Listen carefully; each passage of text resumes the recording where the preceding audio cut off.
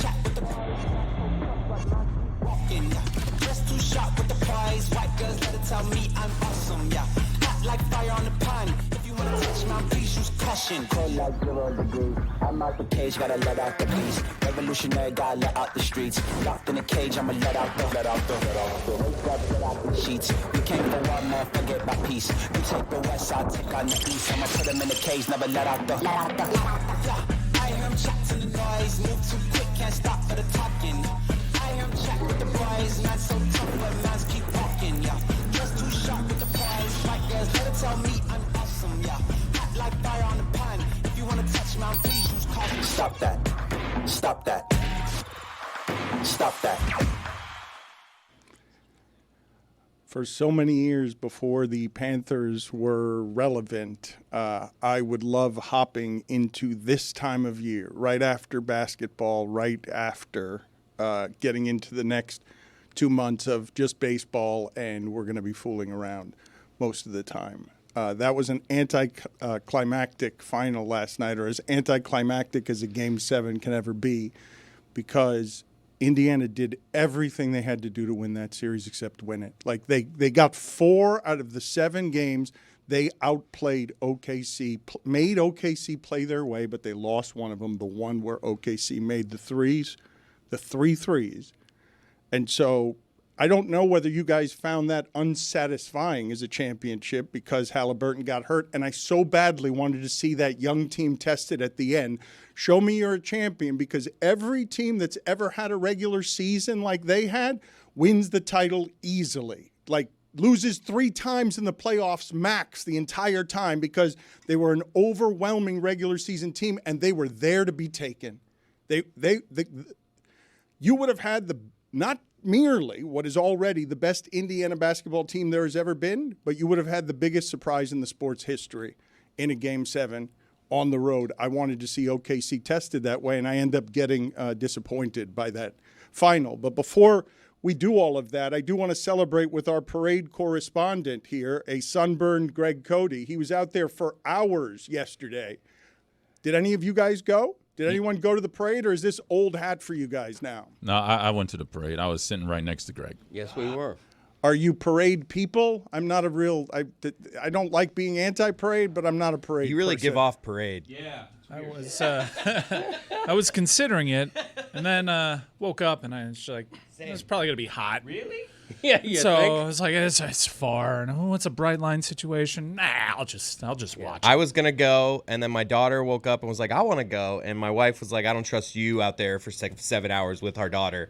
So we'll just watch it at home. So I stayed home and watched it. I don't do events like that. I don't do things that I can't that I'm not in control. Like I don't do parades. I don't tell you. I don't do it. Well, this team here has already soured on the idea of hiking out to Fort Lauderdale. You want to be in control of the championship celebration? No, like if I'm at the parade, I'm stuck. What if I want to leave? What if I want to go home? Oh, that's right. My car's 1,000 miles away. What if I want to walk through this street? Oh, it's blocked off. Okay, great. I got to go 5 blocks north. Like I don't do that kind of stuff. I don't know what to tell you. I can see what Zaz means because I lived that yesterday. You got a hotel just to avoid driving. Your down wife there. and I stayed at a beautiful Not my wife. hotel. Not my wife. That'd be amazing if his wife and you. Wow. And you. What's going on there? What's a big deal? We're sleeping in separate beds. Come on. Okay. But he's right. When I tried to leave, first of all, I'm moving an inch an hour through a throng of 250 million people. Oh, you're talking about something else. I couldn't take a left to get back to my hotel. They forced me to take a right. Oh, wow. And go down to 5th Street. I'm with you. We've all been there, huh? And then make a U-turn, and it took me an hour. This after cannot be the way we event. talk about this. This is great. What No, road this- did you make a right at? Where this were is you able to make the right Please eventually? keep going. No, it was. This is the. Wouldn't you rather just be able to parade do what you coverage. want? You couldn't do what you want. You're a parade correspondent. If I'm an event manager, I got a lot to say about this celebration yesterday. Okay. This franchise was garbage for 25 Are years. you guys joking? This is what you guys are going to do? I didn't like the traffic. There were too many people. I just want to do what I want. I thought it was going to be hot. It can't be this. Well, you didn't go. I did not go, Why? but I'm not sitting here doing what you guys Because you are couldn't doing. do what you want. Look, had I known the Tricky Triangle at Pocono was going to be delayed 2 hours, I would have been there. I should have been on a drone flying over the whole thing, observing. Funny That's visual. what I should have done. He asked us why we didn't have a parade float. He thought we should have had a float in the parade. I didn't know whether we were asked or not to have a parade float. Were we? No. We weren't asked. I asked. Presumptuous. Well, no, Greg is asking, and I don't know what the parade was. I haven't seen anything except that it looked lovely being on the beach.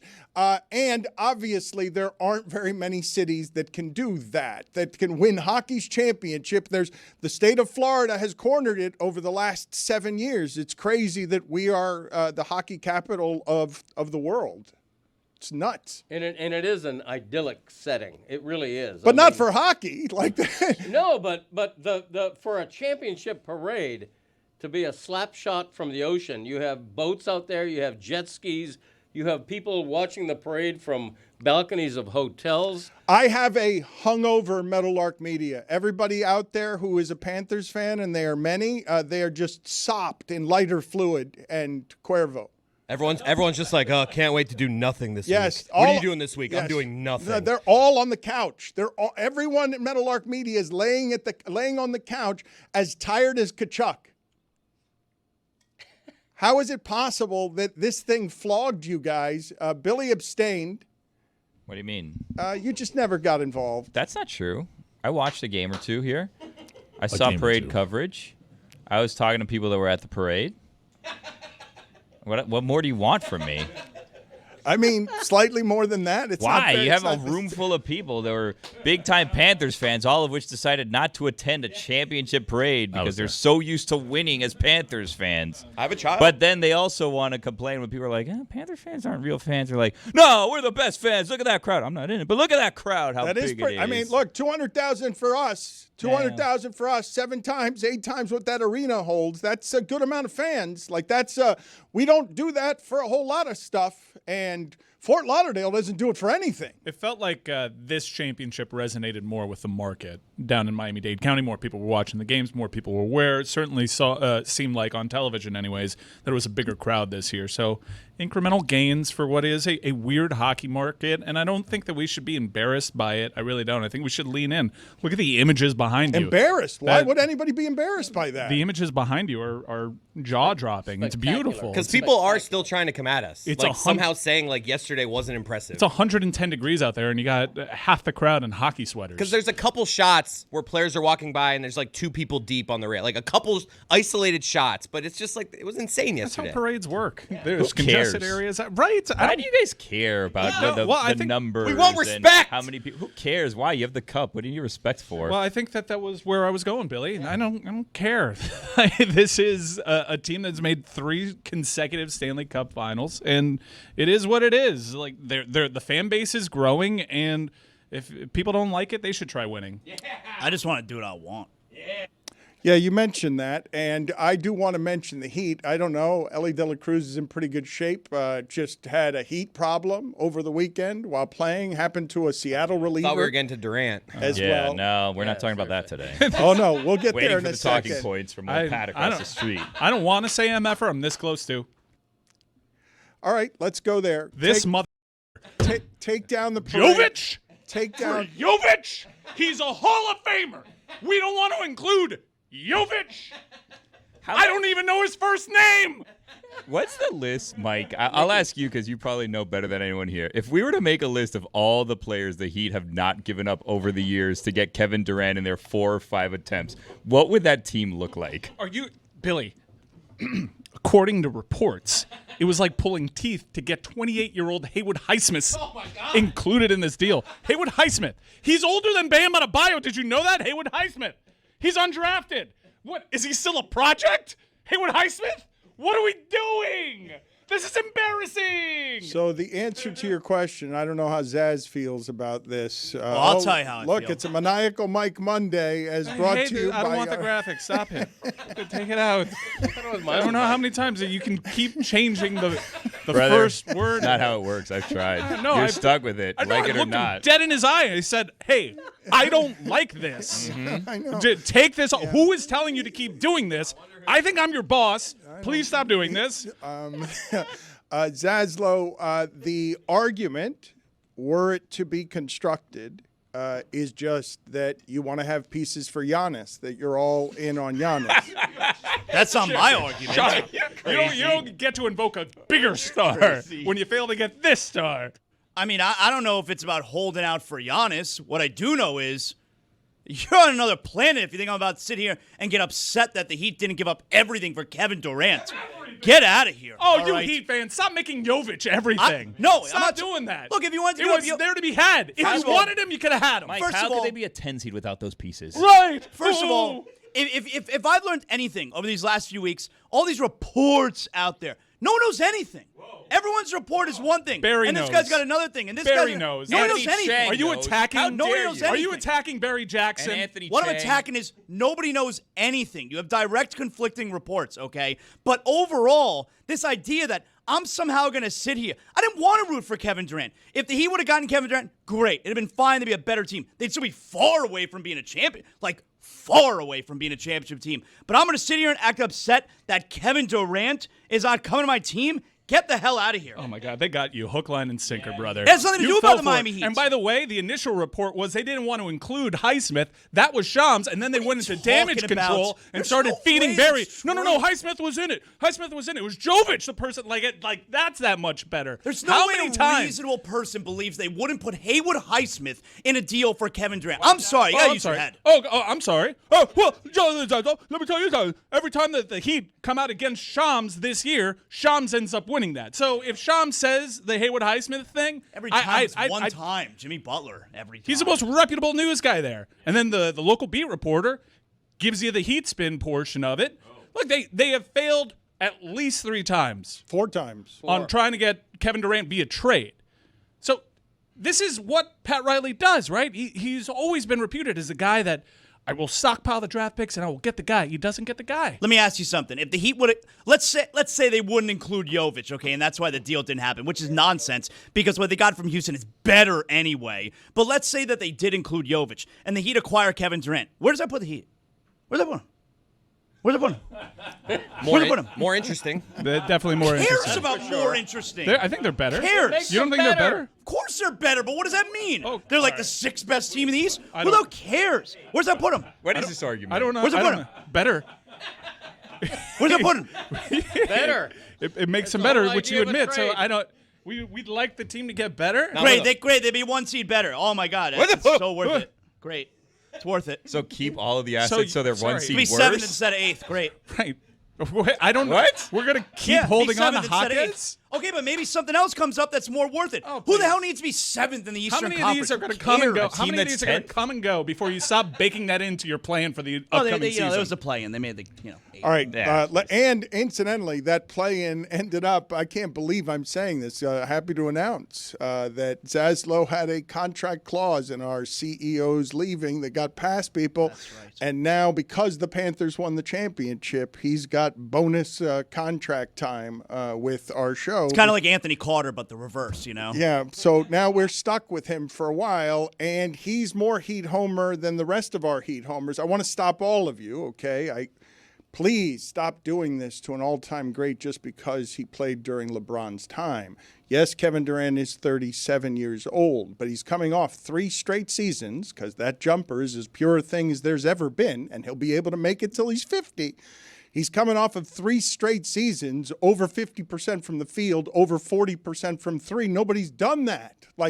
And I understand you could criticize it all you want. Legitimate star, legitimate economy, and just because he's the 2nd or 3rd best player of this era doesn't mean that any team wouldn't be happy to have him. And incidentally, the team that had him last night might have won the championship because Indiana just needed a veteran. They just needed somebody to give them something at the end of that basketball game to change the balance of power in that league because OKC is now architecturally in a better position than everyone else. But this is 4 straight failures on Kevin Durant, who wanted to be here. There any number of times Kevin Durant wanted to be here. The time that the Heat was closest, I've told the story before, it's when he went to Golden State because they said, we'll make the game easier for you here. You'll play. They're asking you to do too much at OKC with Westbrook and with Harden. They're asking you to do too many things, and we can open up the floor for you. And he took that and went to Golden State. That's the closest they ever came. They never thought They never thought they were going to have the picks to get into this because the Kevin Durant conversation goes back with the Heat a couple of months, and picks is what he ended up going for, and Houston didn't even have to give up. Like, that's a better offer than what the Heat had, but Houston didn't have to give up its prime stuff in order to get him. Not its top future. The closest I think they came, you have your reporting, Kevin Durant thought he was coming here when the Nets dealt him to Phoenix. Ishbia made an owner-to-owner phone call and outdid Miami's deal. He just strolled into the league and took Pat Riley's lunch money, and he got the player. Now, retrospect, bad deal because they made a series of other bad deals around the team, and now here they are trading Kevin Durant. And the hardest thing to do is get the cooperation from the superstar. Have the superstar ask out and ask for Miami. And why I think it's foolish to bake into your plans like, oh, we're going to get Giannis because he's playing ball. He wants out, and he's listed Miami. The last couple of times the players have wanted out and they've listed Miami. Kevin Durant has listed Miami 3 times and Pat Riley has failed. Stop making this your business model. It is not sustainable. So if I were to ask you, and I would have liked to have Kevin Durant in a Heat uniform as well, he would have been their best scorer. I would have loved to see the punctuation of his career, an all-time great by any measure. Again, please do not disrespect what this person still is as a basketball player. I think we're disrespecting Pat Riley, not Kevin Durant, honestly. That's what I'm talking about. That's what you're talking about? That's what I'm talking about. What do you mean? Pat Riley can't get the stars anymore. That's what I'm talking about. What are you talking about? What are you talking about? He can't get the stars. Can't get or the he stars. can? That's what I'm talking about. Exactly. This is going to end very sad for Pat Riley, right? Not if he gets Giannis. No, well, he's not. So, like, it seems Okay. very apparent this is just going to end, like, however it ends for him, as just, like, a play-in team for all of eternity. I would ask you this because the last time it felt like this around here is when the natives got restless because the last 15 years have been a real pleasure. I can't even imagine what it is to be a Patriots fan right now, where you're like, look at what we had compared to what we now have. The standard is such that it looks sad now. It looked plenty sad when it was Deion Waiters and Hassan Whiteside.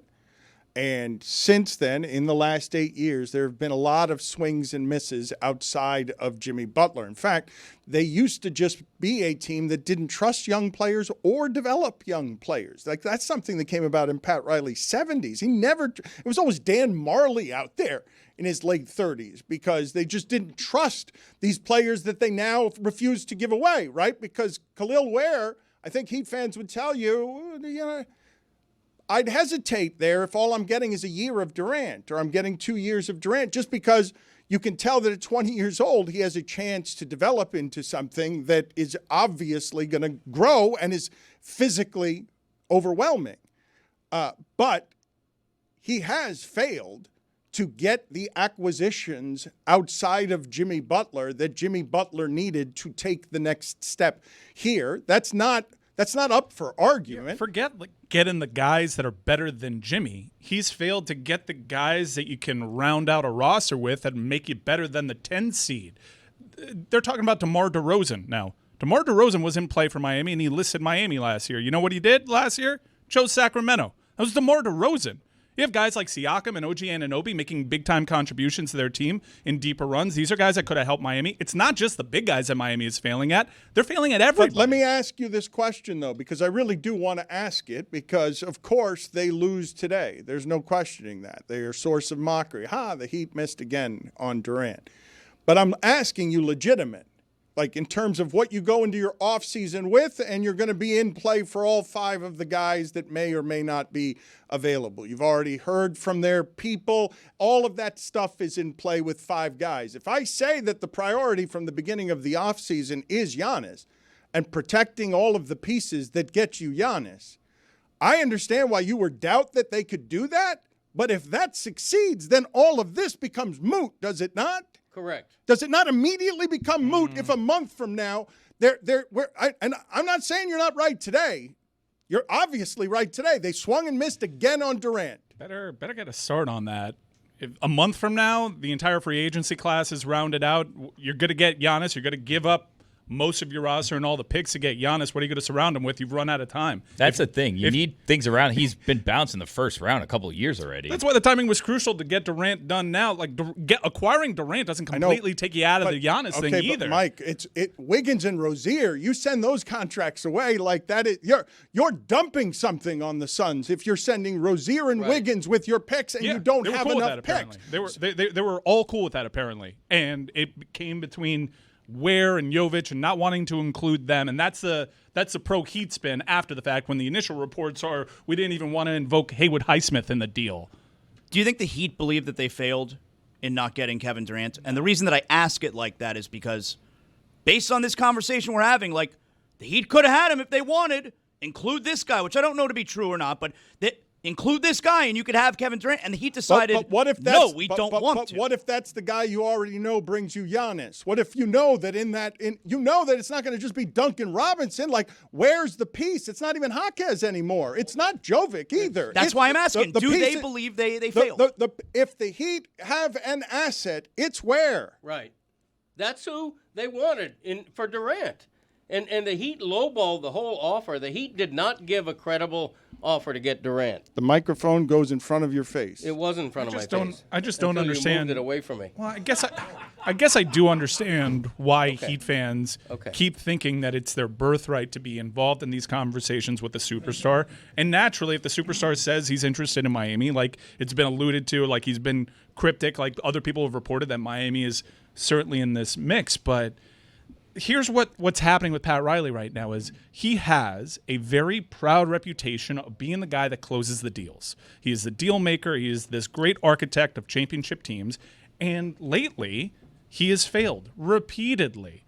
And if you want to pivot and say he chose to fail this time, cool. He's been a finalist for a certain Hall of Famer at least 4 times that we know of. And he's never been able to secure this guy, even as the asking price continues to go down, even as Kevin Durant continues to still be a real good pro, as someone that you even admitted, Zaz, would make this team better. And I think you can absolutely say that it's a failure. If they were a finalist and they didn't get the prize, they failed. So you're saying, though, just to be clear, I want to make it clear, if it can be this clear. If I give Ware to the Suns and get Durant, I'm out on Giannis. You're good with that. How many times are we going to say this? I'm just asking the question. How many deals did we pass up that could have made us better because we were going to get Lillard or we're going to get Durant? No, get better, and you still have some powder to try to get Giannis. You still have draft picks. There was only 1 draft pick in that deal. It's just the Giannis thing needs to happen. It's not going to be one of those things that happens a month from now. Sometimes a bird in the hand is worth 2 in the bush, Dan. Yep. That's a good contribution. Billy, hold on just a second. Applause? Oh. Minor penalty, 2 minutes for adding nothing. Okay. Adding nothing. So Pat Riley did yesterday. Where's he? I'd like to play some sound that I want to get off the ground here as South Florida echoes and quakes from being a 2-time champion. Let's see if Barkey can get off a chant on Bobrovsky. Let's see if we can love Bobrovsky in a way that echoes from sea to shining sea. Bobby. Bobby. Bobby. Bobby. Thank you. It's pretty close to Freddie Mercury at Live Aid, no? Oh, sad Similar? Now, keep in mind, this is the 2nd year in a row that he's tried this. Yes. He's like, let's do this again. I did it last year. Bobby. Roy, can you do me a favor, please, and just get Charles Barkley trying to say Bobrovsky? Because Charles Barkley showed up in Sunrise for Game 6. It is now it's an annual tradition. Charles Barkley flies down to see the South Florida team. Loves hockey. Crowned. Yeah, but he's picked Edmonton both years. Like, if you listen to him interviewed, it seems like he's been rooting for Edmonton both years. Regardless, he doesn't know how to say the name of the 5th best Panther. I can't believe I'm saying that. Sergei Bobrovsky. Good player. It's not that tough to say. Bobby. Why didn't that chant just echo among 200,000 people? Why is the world making fun of our parade? Bobby. Thank you. Thank you. I'll bet he's hilarious in Finland. Thank you. I saw something where they were saying Panther, like all the Panther players, who's the funniest guy? Barkov. Apparently he's great with the one-liners. I'll bet he is so funny in his home country. Thank you. You think Barkov does like a comedy tour in Finland? I'll bet he could just show up and do a set. I mean, he's hugely popular there. But this, Thank you. This as the hood ornament on South Florida rules all of hockey. Listen to us roar. You were feeling good about yourself, Roy. You were feeling good. You were playing that music, and then what happened? I had the alt button and You are hungover, Roy, and I'm dry. I know, but you're hungover. Bobby. Thank you. You're hungover from hockey. Thank you. You're spent from what it's been to be a Panther fan for the last 2 years. Thank you. Let's get some footage here, please, because the Panthers have made it over to 11. Mike Ryan was there, polluted. That's going to be a different celebration than the Elbo Room. The Elbo Room is all concrete, all asphalt. All humid.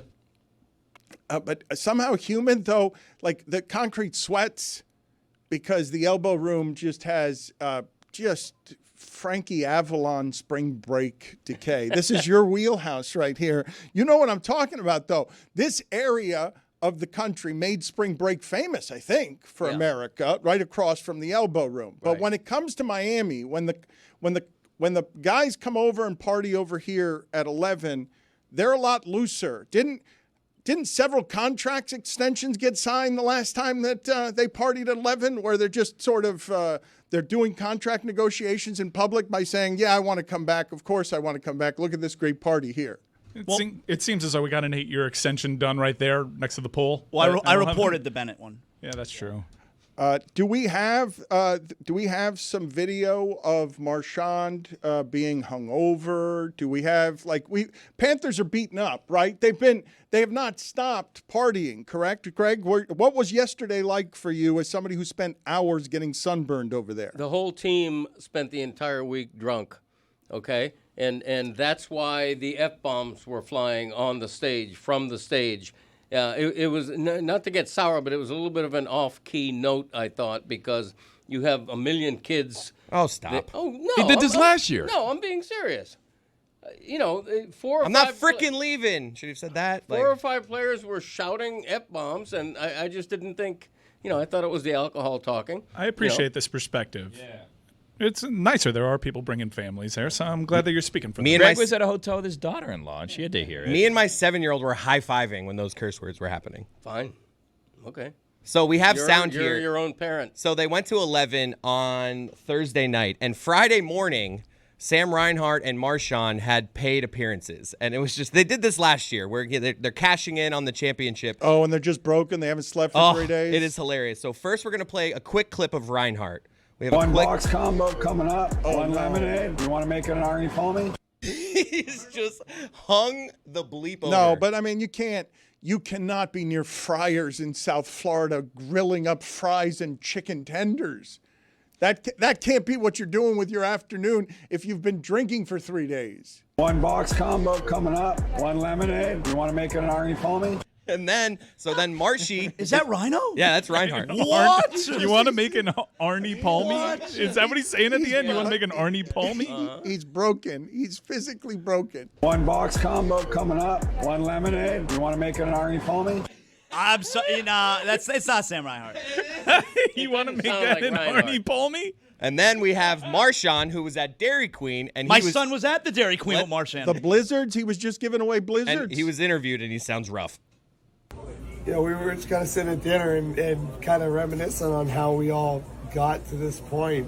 All those moments, all those teams making bad decisions to get rid of guys, and our team making incredible decisions to bring them all in.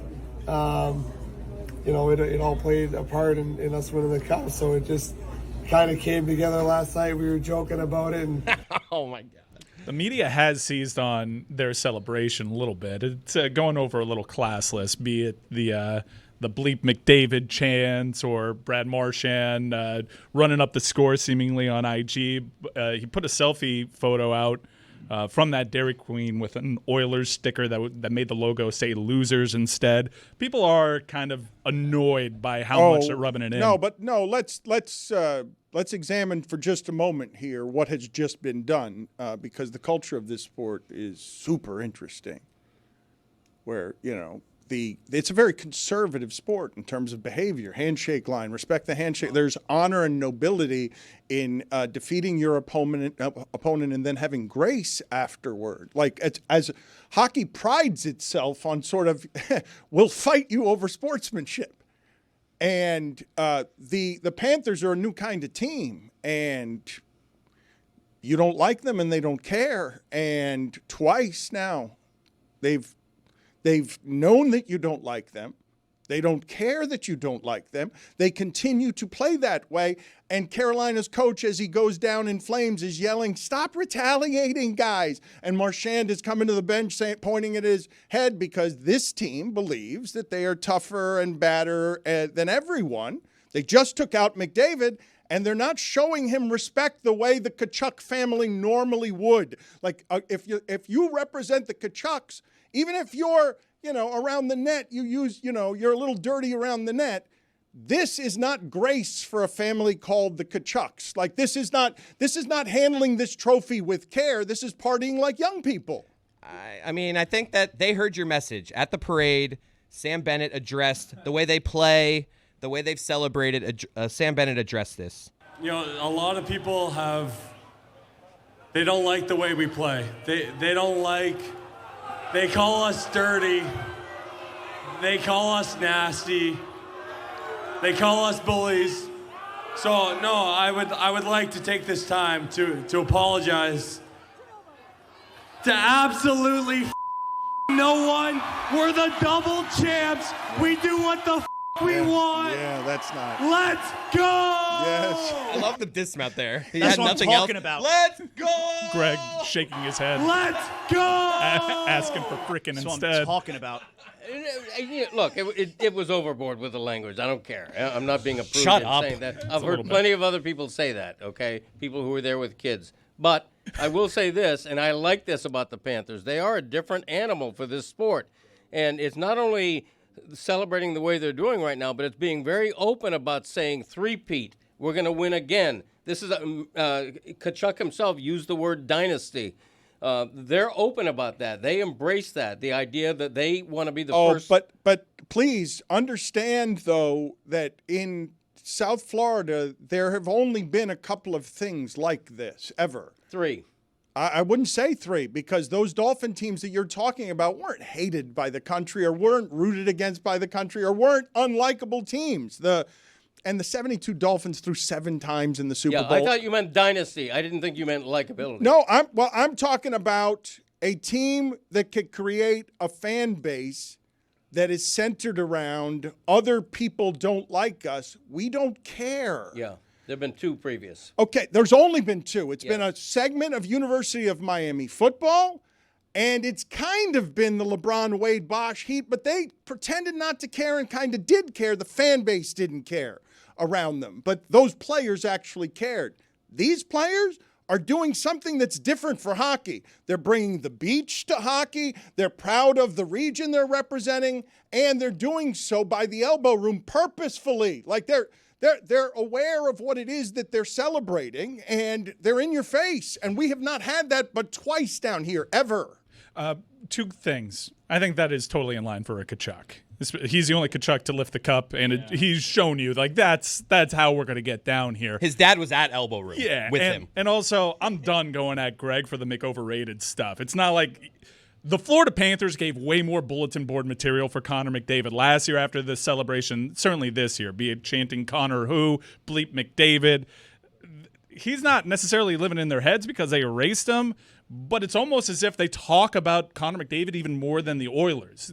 going up against the best player of his generation and to shut him down the way that they did, they're not afraid of motivating him some more. They'll take it right to them. They're having a blast, and they know the fact that they went up against McDavid only cements their legacy more. Correct.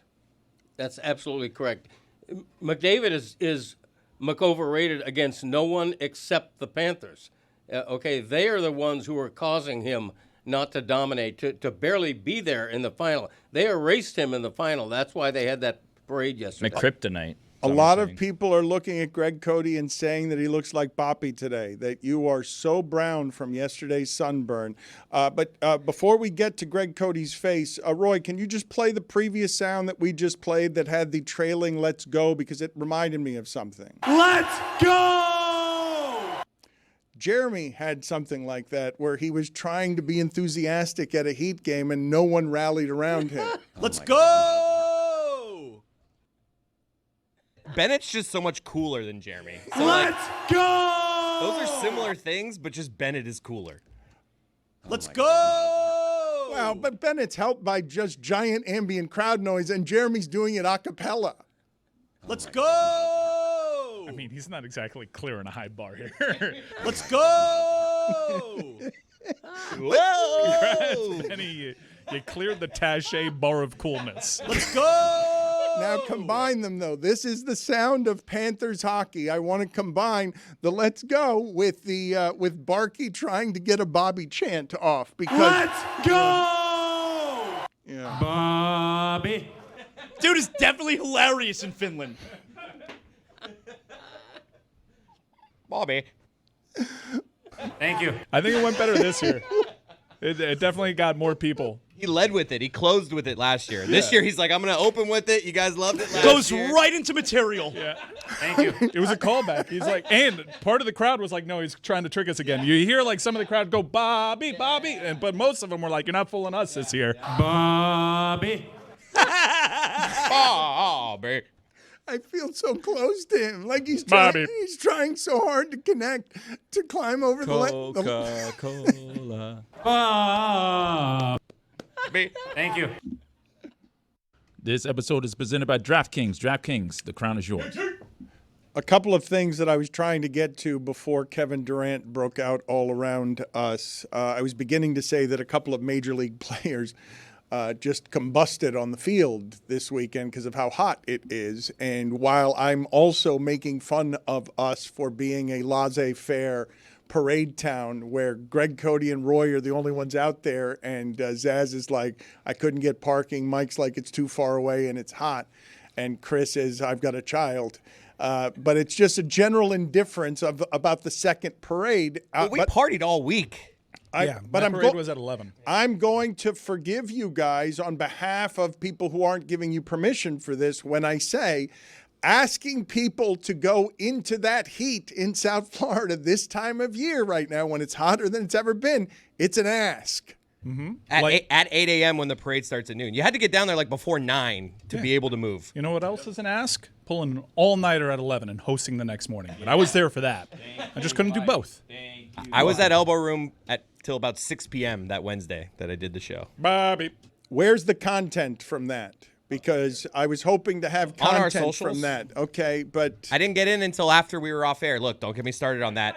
What do you mean? Roy said you abandoned him in the middle of the show. No, it was in hour 2 when you guys were interviewing Nick Wright. I got in there then. I wanted to be down there at 8 a.m. and was told to come here first. So let's not get into finger pointing. Let's not, but who would you point the finger at if you had to point it at someone? Probably Roy. It seems like Roy. Why? Seems Roy's like a big he's carpool guy. Probably wanted to carpool with Chris. He's a carpool lane guy, no doubt. Really? Roy, you driving the carpool lane? Yeah. Chris, why didn't you take Rose or the camera in with you when you got in? Because I didn't get in. It wasn't like a media event. I knew a bouncer there, and it was just like, let's go. I couldn't be like, all right, all my friends, come on, I got in. Okay, great. You got in. You didn't even try. All right, man. look, I'm going to revisit this for a second. We got there at noon. Chris? If we got there at 8 o'clock, I probably would have had more leeway. Chris, He's right. Okay, who's in charge of when you leave?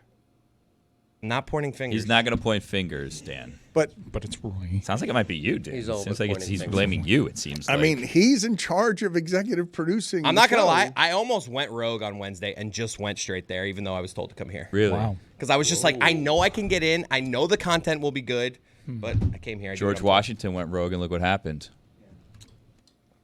America happened. Sometimes leaders just need to know when to follow orders and when to make the best decision. Thank you.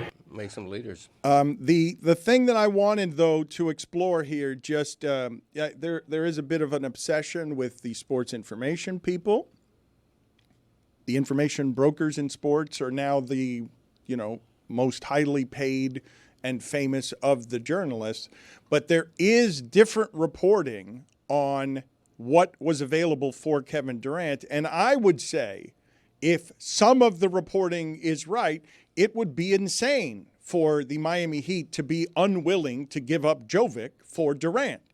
I just don't know what to believe in the reporting because the reporting is making it unclear to me because you've got different people saying different things, and I haven't made the calls yet to know, but it would sound insane to me that the Miami Heat wouldn't trade Jovic for Durant, that would be the stumbling block. I don't believe that. Did we believe Jovic was in the potential package for Damian Lillard? Yeah. Like, was he a name that was being talked about, we thought?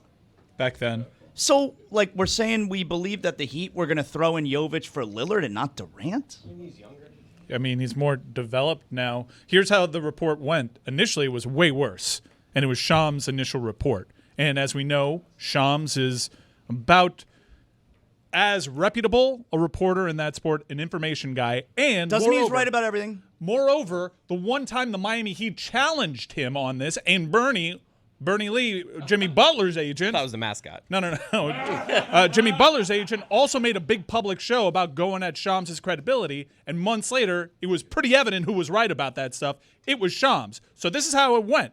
Shams comes out, invokes plenty of names that would make your skin crawl if the Miami Heat actually decided to not include a name like Haywood Highsmith.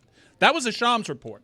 And then the spin to Barry Jackson, and that's what I will dub it. Because it seems like damage control spin every time these guys now fail to get a superstar was that, no, Highsmith was in the deal. It was Jovic and Ware. Those were the pieces that we weren't willing to part with. You say Miami Heat spin, but this isn't exactly a leaky organization, and they don't really like it, as no one would, when any of their players are mentioned in trade talks. You just underscored why it's spin. Right. Because the leaks don't come out, and when they do, it's a concerted effort to craft the narrative. I don't agree with that because Dan is saying that the Heat doesn't like when their players' names are mentioned because it creates problems. And now you're saying that the Heat are actually going out of the way to say, no, we weren't including this guy too. Mike, hold on. It's not crafting the narrative to, if you think that Highsmith is someone that you care about as a person and employee because he's done what's been asked of him here, you might not want him to think that he's just readily available to everybody. You might not want to insult him that way when you're asking a great deal of him mentally and physically every day. Are you guys, I'm serious, are you guys foolish? Are you fools? Are you fools to think that these players won't feel like their names are being brought up in trades because the Miami Heat haven't leaked their names, as if other aggregate accounts and other reporters aren't invoking it? Do you really, truly believe that the Miami Heat can protect their players from having their feelings hurt because they themselves don't leak the names? Or is this the logic that we are applying in 2025? But why, after the deal is already done, they've already lost out on this deal, would they feel the need to say, yes, we definitely would have traded this guy and this guy and this guy? How is that beneficial to them? To save face. And also, that kind of nukes the original point, doesn't it? That they don't like these players' names being out there, but then Barry Jackson, who is a great reporter, does some digging, and then the names come out anyways? Well, yeah, that's the whole point, right? It can't be both. It is both, because then it serves them. Because everyone is saying, what the hell are you talking about? You don't want to include a 28-year-old Haywood Highsmith who went undrafted as if he's this great project of yours. Okay, he's but a finished product. If we're using logic here, and I'm great with using logic, why would anyone believe that the Heat would not include Haywood Highsmith in a deal for Kevin Durant. That's I'm what we're sorry, I don't asking. buy it. Because it was reported by We a can keep reputable asking it, but I guy. don't buy it. It's believable. Reporters are wrong sometimes. It's I would believable. know. I'm a journalist. The Miami Heat, the Miami Heat haven't been able to pull off one of these big deals in a long time. They haven't. In fact, the only big deal that they've been able to pull off in the last few years, we're not going to include Kyle Lowry because they got hit for tampering with that, and we all know that deal was made months in advance of it actually happening, was Jimmy Butler, and by that point, they had Philadelphia over a barrel. So then Josh Richardson goes. Remember, they could have had Jimmy Butler for that regular season run. They didn't want to include Josh Richardson in the deal. Josh Richardson. So you have a huge resume building of the Miami Heat not being able to pull off these big deals. Why? Because they cannot part with guys like Josh Richardson. Billy, you were trying to get in there, and there wasn't quite room. No, it's fine. Mike handled it. I was just going to say, you're asking why does the Heat would do that? Because, like, you have a fan base that's now questioning whether or not the people running the organization are capable of pulling off trades. And the decision they have to make is like, well, yeah, we know what we're doing still. Yeah, Pat hasn't totally lost it. Yeah, he's still the Godfather. Yeah, he's doing this. He's doing that. So instead, they just throw out the names to kind of save face. And if they have to hurt the feelings of some of their lesser players, so be it. What does totally lost it mean? What do you mean? What does totally lost it mean? Yeah, what's it? It? Pat hasn't totally That je ne lost sais quoi. Yeah, he's definitely lost that gravitas. I'm not saying he has. I'm saying people are wondering if he has. It's It's a fair fastball. question to ask. You know who has it now? Bill Zito. Now he walks in the room. Wow. Now he walks in the room, drops the rings, and everyone thinks it was an accident. They're like, "Hey, come here." Right here, you dropped something. By the way, Wow. They start looking around. Oh, make sure there's no pills in there. The kids could get those. Oh, wow. So that's what we're going to do now. We're not. Some people are doing that, not us. Others are saying. Some. Okay, so wait. I'm sitting in a Dan room. Le Batard Show, :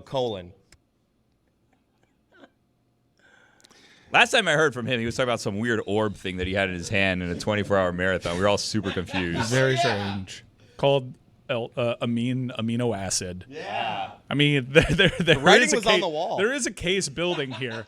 Wait a and minute. thank you for Now that you graphic guys- on now South you Beach guys- Sessions. you Maybe guys- I'm washed. You guys are being really disrespectful. Not us. You're treating him Some. like Joe Biden. I mean, he's a similar age. It was spitballed back If here. he's dropping something on the table, is it his marbles?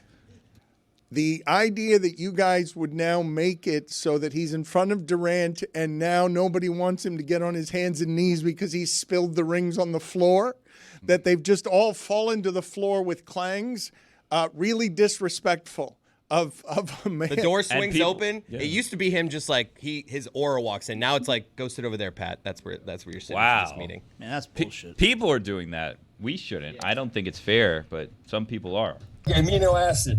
Do you know that Pat Riley is basically the same age as Al Davis was when Al Davis pulled out the overhead projector and started going at Chris Mortensen, and everybody was like, man, the game has passed this guy by. He is old. Mortensen. Shouldn't say the game has passed them by. That's not fair. Well, you said totally lost it. I did not. I said some fans are questioning if that's the case, which is why they have to come out and possibly disparage or upset some of their own players. All right, so real quick, just put this on the poll, Juju, at Le Batard Show. What is the best of the blizzards? Because I go Heath Bar Crunch. I think that is the best. And when Marchand, he's making a lot of money as being someone who is the Blizzard King, the Rat King. He's doing well, grabbing at the end of, one would assume, toward the end of his career. That's your go-to, the Heath Bar? You know it's the most caloric. You probably shouldn't be having That's that. why he does it. Pat would say the Great Blizzard of 48. Amino acid.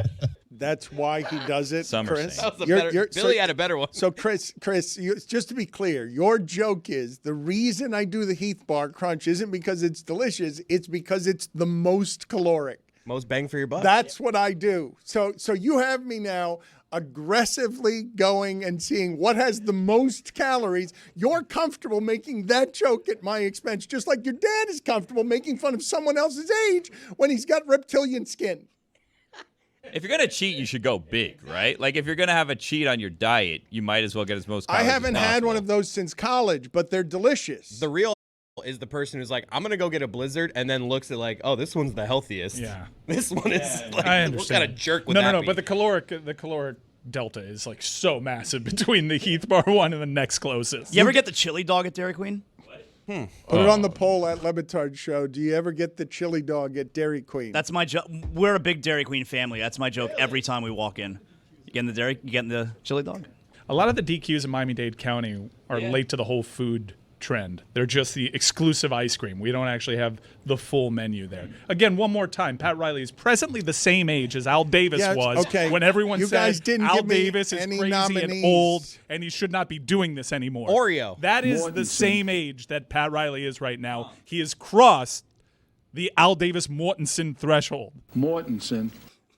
Oreo, Dan. All right, so Zaz, just real clear here because Reese's. Billy, oh, those are good. What'd you call me? Reese's. Billy and Mike doing a disrespectful tap dance. No. A disrespectful tap dance on a man who, until the Panthers existed recently, is the only reason we've had any kind of winning in this town for 20 years because of what he built of the Miami Heat. So I'm asking Zaz and Cody as caretakers for local reason and sanity. Mike and Billy are speaking for a lot of the fan base and being just generally frustrated. What, the Heat are always going to swing and miss now? Yeah, I mean, I get the frustration, but my point is, look at what we just watched in the finals. This league is different now, man. It's not like the Phoenix Suns just got caught doing the thing where let's just get as many superstars as we possibly can and we'll figure out the rest. Look at those two teams last night, especially Indiana. Like, we could debate if Haliburton's even a superstar, period, but then everybody else, they got 7, 8, 9 players. That's how the league is built now, is you have to have a really deep team. The Heat give up all these pieces, and now you have Adebayo, Hero, and Durant. Well, I already told you I don't believe that. All these pieces. But you're also I gotta say it again. You're also saying that you'd be fine with them doing that for Giannis. Well, yes. So it's Giannis if the league has passed them by and they're doing it wrong, they do it wrong with Giannis, and it wouldn't work by your argument either. Giannis a little bit better than Durant. I'm going on a limb. If they got Durant yesterday, you'd be all in on the deal. You'd say, I'd love it. Oh, bull. Oh, get out of here. Where's the chicken? You come in here waving the flag. Hold on. Where's the chicken? Yells the EP. I don't have it. Hold on. Better not play it for me. Chicken time. Come on, you're such a fraud. Not me. They got Durant. All it cost you was a great deal. Let me tell you, this is a great deal. Good trade. Hey, you can still get Giannis. You can still get Giannis. He hasn't lost his touch. That one chicken sounded stupid.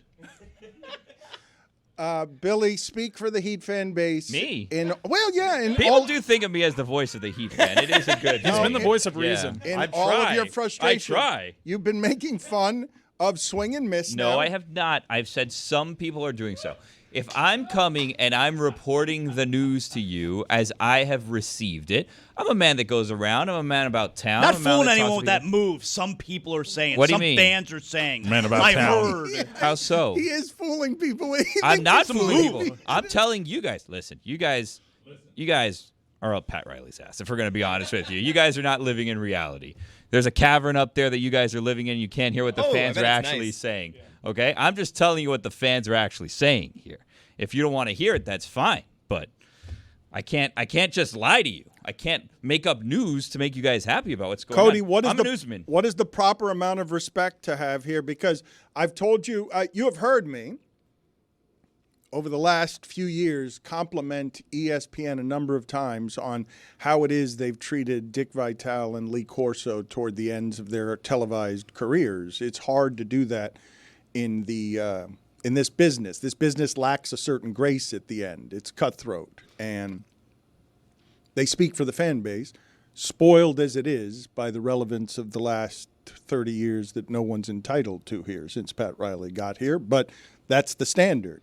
And now it howls at his gate in a way I've never heard before. Billy's not wrong. All you have to do is look at social media, which can be very brutal toward and against Pat Riley now. I mean, he is losing the faith of Panthers fans or Heat fans who see what the Panthers are doing and say, why are we being left behind by a hockey team?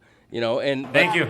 But I don't believe that they made a good faith effort for Durant. I mean, that was a effort they made. If they're not even going to throw in, you talk about Jovic, Kelly Ware is the one, obviously the bigger prize, and then they're only offering 1 first-round draft pick. But I don't know what's true. I don't know what's true. So the bad stuff, we just don't believe that. Yeah, we don't know if the bad stuff. No, true. the not logical stuff is what we don't believe. Says you made the argument. Look at the NBA Finals. You need to have deep teams. Well, I look at the NBA Finals. I see a team that traded Paul George to another team, got a bunch of assets, got guys like Pascal Siakam, guys that Miami couldn't get. And I look at OKC, and the whole thing about Heat culture is they're not going to tank seasons. They're not going to stockpile draft picks. Okay, fine. We did it with the big three, depleted our assets. We made it back to 2 finals with Jimmy Butler doing it your way. But right now, the Miami Heat seem about as far from the top of the mountain as they probably ever been. Because even that one year where they got the number 2 pick, you still had a prime D Wade. They're about as far as ever, and everybody else's way is looking better than Pat Riley's way. All right, let me move on to what it is that we did witness last night, okay? Because when I remember where I was when you heard Kawhi and Paul George going to the Clippers. What is happening there? Are the Clippers getting in the game? Going to wrestle? Where were you? Wrestle the city. Yeah, I want to know where you were, man. Away. Yeah. So I was at Las Rosas. Was it a big thing? It was a where were you moment. Were you at a meal? I was home. Say stop the presses. Do you guys? I did not say stop the presses. Why would I be doing that? Did you Well, think you I were was? a writer. Did you think I was in a press room? Do you think I I was? don't know. You won't tell us. Are you of the belief that I was at a printing press? Yes. You were next to the wire. And Right, union worker. The last time I heard Billy yell "Stop the presses" is when he was reporting that Daniel Day-Lewis was coming out of retirement. He used the shocker. phrase Yeah. "Stop the presses." Guess what? He's back again. Oh, he didn't actually retire. Right. Who knew he retired? Exactly. Yeah. Anyways, where were you? Stop the presses. Sounds like he doesn't remember. Where were you on that fateful night? Where were you? Dan saying stop the presses. He doesn't want to answer this question. But you remember where you were. I was, Where were you? yes, I was. could at just lie. I was at the Clevelander. Yes, I could just lie. Thank you, Roy. You're welcome. But I do remember where I was, and I assume that I didn't think I was saying anything. I know you guys were quick to seize there, but when Kawhi and Paul George were traded, I feel like a lot of people remember that was a lot of picks, and it was signaling a change that at the time I don't think any of us had, hey, and in a few years, Paul George will not have gone very far and his body would break. Kawhi Leonard would have had his body break.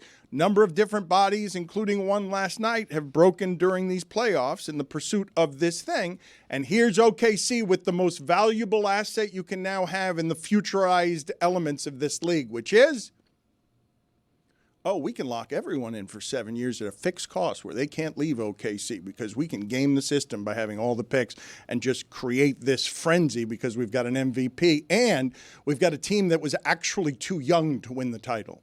Like that team was great, and that team's youth showed throughout all of that final as Mike's sitting here pining for Siakam when none of us thought that was the Heat standard when Siakam was available. No, because everybody was doing the thing like, we'll get Bradley Beal instead. Okay, but you guys were too good to even consider guys like Pascal but Siakam because we were chasing the next rail. And now you look smart on Anunoby, and you look smart with perimeter two-way players, and yes, the league changed, and I will forgive an 80-year-old man who has revolutionized the way that the leagues change, has gone from throwing it in the post to the center to three-point basketball, and then there was another shift here, and they did not keep up by knowing that Indiana would be good enough with Siakam as their second-best player, when I don't think when Siakam went there that any of us thought it was that. We thought that they would get better. We did not think Indiana was a contender because they got Siakam. It was also a different time in Heat history. They were closer to the success of yesteryear, and they had found that their way of operating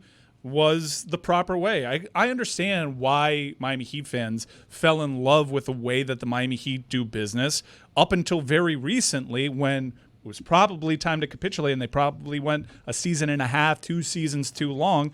It was the right way. But now these are fair and accurate questions. Can we talk, though, about what it is that happened last night? Because I don't want to just skip past a championship in the sport by merely dismissing it as, for me, anticlimax. But it was such a bummer not to be able to follow this entire season of storylines to the end of would Haliburton be able to test them on the road and make OKC earn a championship in a way a team that young normally wouldn't win, even with its regular season credentials. What I was telling you about teams this good during the regular season, all of them whip through the playoffs. They lose a maximum of 3 times the entire playoffs because they're way too good. OKC just won a series where they were a clearly better team that got dragged into the mud, and I wanted to see them have to earn it at the end of Game 7. And as soon as Haliburton went out, and I feel like I'm covering sports wrong if that's my reaction. A champion is a champion. A champion, it's hard to earn a championship.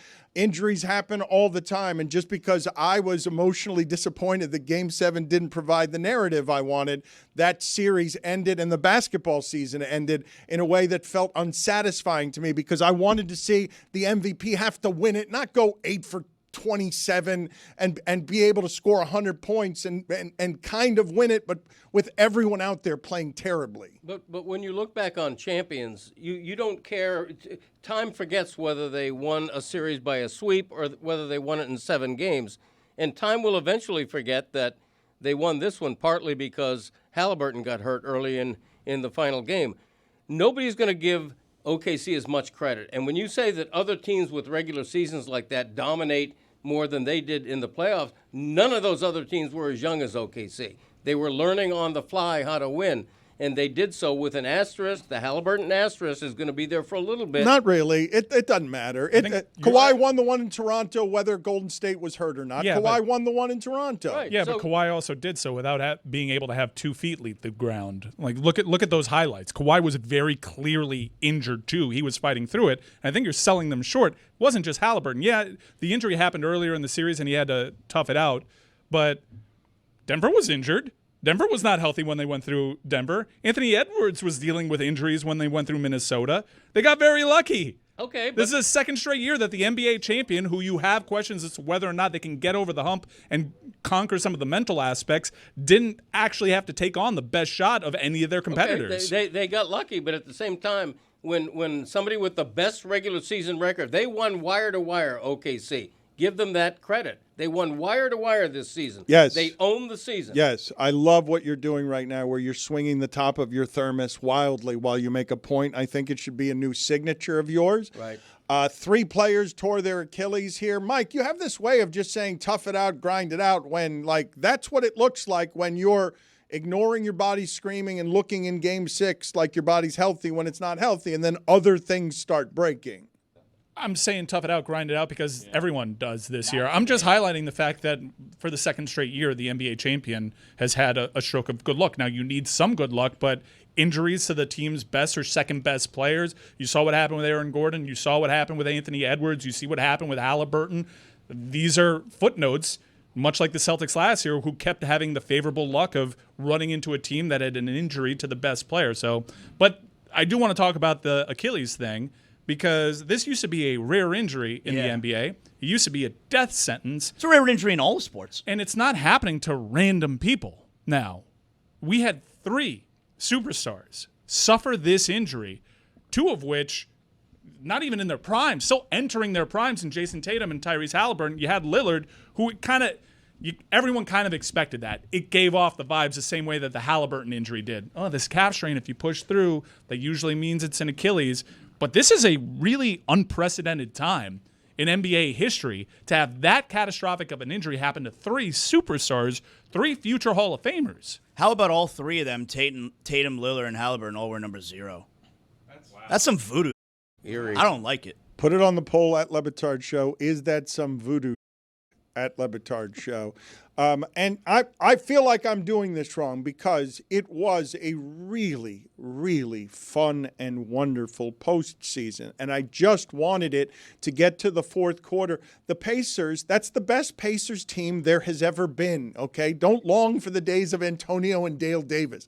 This is the best Pacers team that there has ever been. And they were a half away from winning the championship with their best player gone and TJ McConnell leading the way. That's their best player. Look, man. He's awesome, man. TJ McConnell, is this his mother after the game? Yeah. Give me a break with that. What do you mean give you a break with this? She's like she's angry at the cameraman. Give me a break. Well, TJ That's you McConnell, guys with Riley today. Jeez. It's Maybe we less helicopter parent. Can we make that Riley and That's Dan, you guys Dan's crawling face up the mom? That's you guys crawling up the cavity. Pat Riley's cavity. I did some journalism as a newsman, if you guys are interested in here. Yes.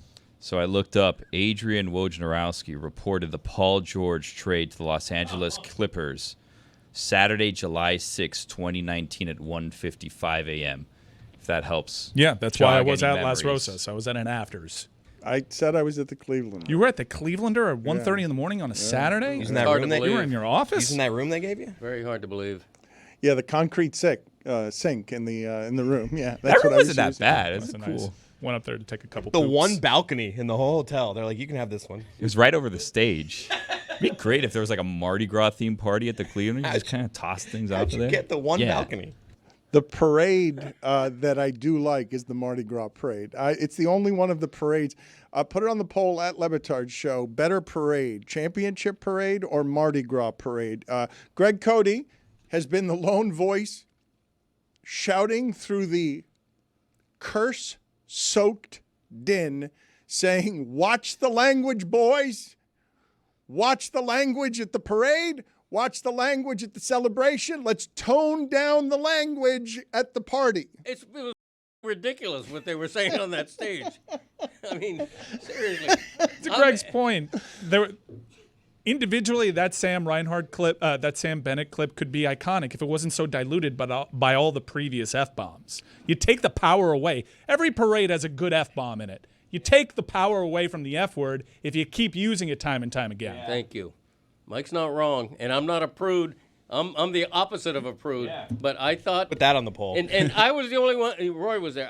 We were the only ones there to actually see how many young people were in the crowd. What's the opposite of a prude? It's like a slut, right? That's the thing I was just going to A ask. flapper. A flapper. What does that mean? The opposite of a prude? That I don't look at you and say that's the opposite of a prude. I look at you and I'm like, that guy.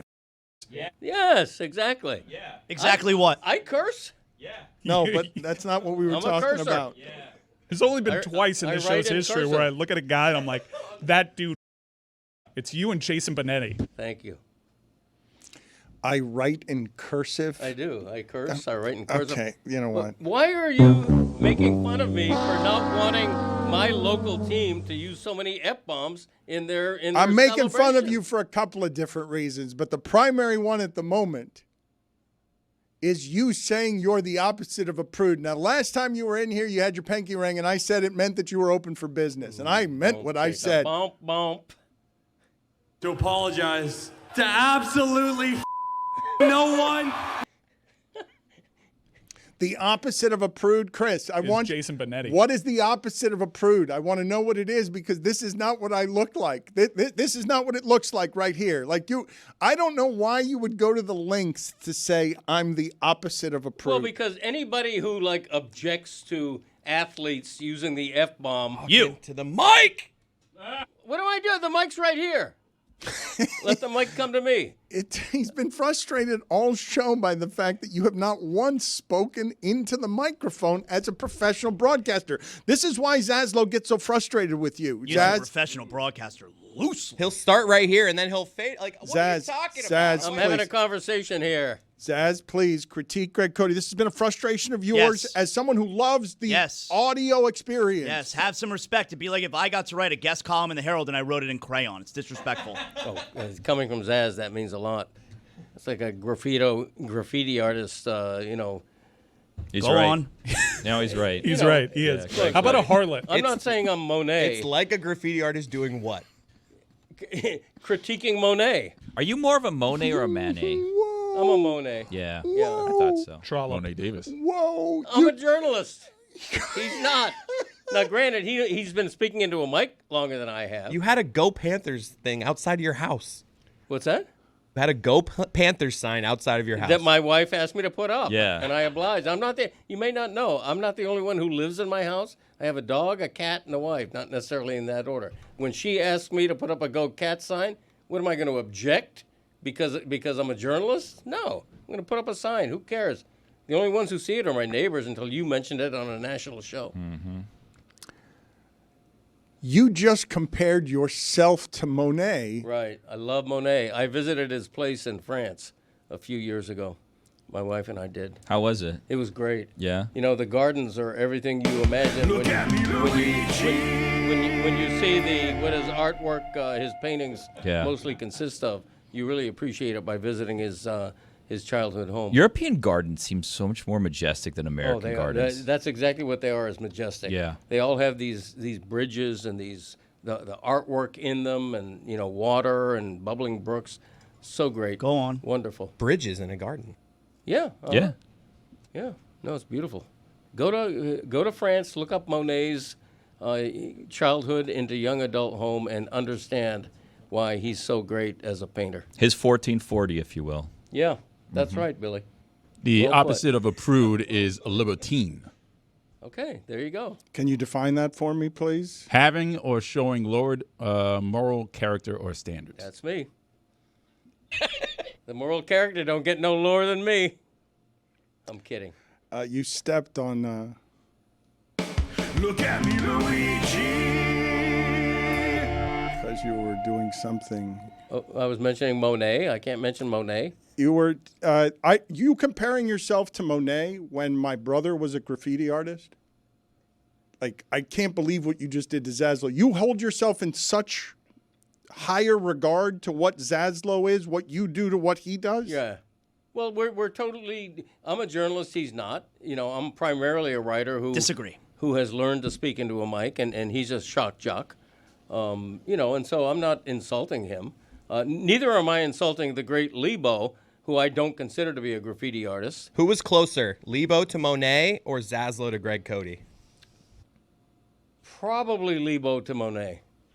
Yeah, I'm going to say that. Respect. Yes. I'm feeling the respect. Thank you. It's not intended for you. It's intended for Lebo. Do you not respect Zaz? I do respect him, but I don't need him to school me. Granted, if I'm going like this and I need to lean into the mic, he is qualified to tell me to lean in. He marvels at how you can be still so unprofessional after all of these years. He thinks it sort of disrespects the medium. It's almost impressive. Well, things must be getting heated because my dad's glasses are getting foggy. Look, the thing. Something's Here's up the with thing. the AC. Here's the thing, and this is the beauty of me. This is why the people who love me love me. I was hoping to hear the beauty of you as I came I'm today. trying to have a conversation here. Okay. I love that you raising your glasses. It's revealed a Zagaki-like farmer's tan. I know. Take the glasses off. Take Take them off. Remove Take them your off. glasses. Take 'em off. And the floor is yours. Take them off. I know. All right, just go ahead. I don't wanna go ahead. hurt. The floor is yours. Go ahead. Look, I am somebody who wants people to hear me having a conversation with friends and coworkers of mine. I'm trying to go on. We You don't need that. to keep saying go on. And like that, it. I don't want to be too structured and stilted and have a broadcaster's voice like some unnamed. Was that your people impression of me? associated with- No, you have the opposite of a broadcaster's voice. I don't know how to take Whoa. Respectfully. No, I mean, From the opposite of a prude. no, I'm being that. From a libertine. And you know what? That's not a criticism. When I say he doesn't have a broadcaster's voice, that's not a criticism. Okay, Chris Whittingham has a broadcaster's voice. Jeremy Tache has a broadcaster's voice. I personally, and I'm not saying I invented this, but I'm one who does not want to have a broadcaster's voice. I want to sound very conversational. That's why sometimes I flail my arms and I drift away from the microphone. People still hear me. If I'm talking like this, people still hear me. It's not a big deal. You make fun of Eric Reed's broadcaster voice. Yeah, he's very broadcaster. Roy, I need you to stop being hungover from hockey, please. Apologize. Like, get it together, okay? I need you to get it together. Sound. We're in the business of sound. Get yours together. Thank you. We've got Cody over here. Look at Monet's house there. That is in the preview. Yeah, it's well not on said. the screen yet. It's Monet's house. Yes. Majestic. Yeah, Okay. I have ascended those green stairs. Have you? Yes, I have. Okay, We were there. excellent. It's a stupid-looking house. It's gorgeous. Just gorgeous. There's a bunch of growing on the house. They should probably cut that. They're intended. Get a gardener. Please. Yeah, Greg is king and you're his peasants. Me maximum. Yeah, my way is the only way. Yeah, if we share a hotel room, you know who you answer to. Me maximum. You, my comfort is of most importance. Me maximum. You, say it again so they can hear classic. Game time is coming through big for the FIFA Club World Cup. Don't I know it? I've already used it twice for the big matches here. There was a packed house on Friday for Bayern Munich Boca Juniors. Those Boca crowds at Hard Rock Stadium have been incredible. Right now, Game Time's got a 10% off exclusive on zone deals. Yeah, the good seats. For all the Club World Cup matchups, you're talking world-class teams, high stakes, and now less money out of your pocket. You get that all-in pricing toggle right there. You click that feature. There are no surprises at checkout. You get virtual seat views, so you know exactly what you're getting into. Game Time, last-minute tickets, lowest price, guaranteed. I just used Game Time to pick up 3 tickets to tonight's massive matchup, Club World Cup, Palmeiras versus Inter Miami at Hard Rock Stadium. It's been a lifesaver.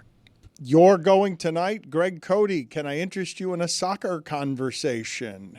Can I interest you in an Inter Miami conversation? Interesting crossroads on the architecture of the future here, whether Messi will be a part of it, whether Messi will be in the new stadium, whether everything that Messi was brought here to do will end up being anything other than an economic boom for the people who run the team, but not catapult the sport into the stratosphere that it wishes to be in when the World Cup arrives in 2026. All of this, an investment toward that time at Soccer in America, funded by Apple TV+. Messi as its biggest star, Inter Miami playing interesting games. Mike, when's the last time you were at a game? I thought you were boycotting the way that they were gouging those prices. Yeah, I don't have season tickets anymore, but I got a great deal on Game Time. I'm going to this matchup because this is a world-class matchup, and it's a big-time game. I think this is going to sound hot takey because they're not going to win a trophy by getting out of the group stage. They've certainly qualified for the Club World Cup by winning things like Leagues Cup and the Supporters Shield. I think getting out of this group in the Club World Cup, when you're in a group with Al Ahly, the most decorated soccer club on the planet, Porto, a team that has won 2 Champions League, one of which has been won in this century, and Palmeiras, a great team out of Brazil, getting out of the group. I understand different standards for different clubs and different countries. If you ever get out of the group stage, it's something to be worth celebrating. This is a huge, monumental achievement. If they get out of this group, chances are they do.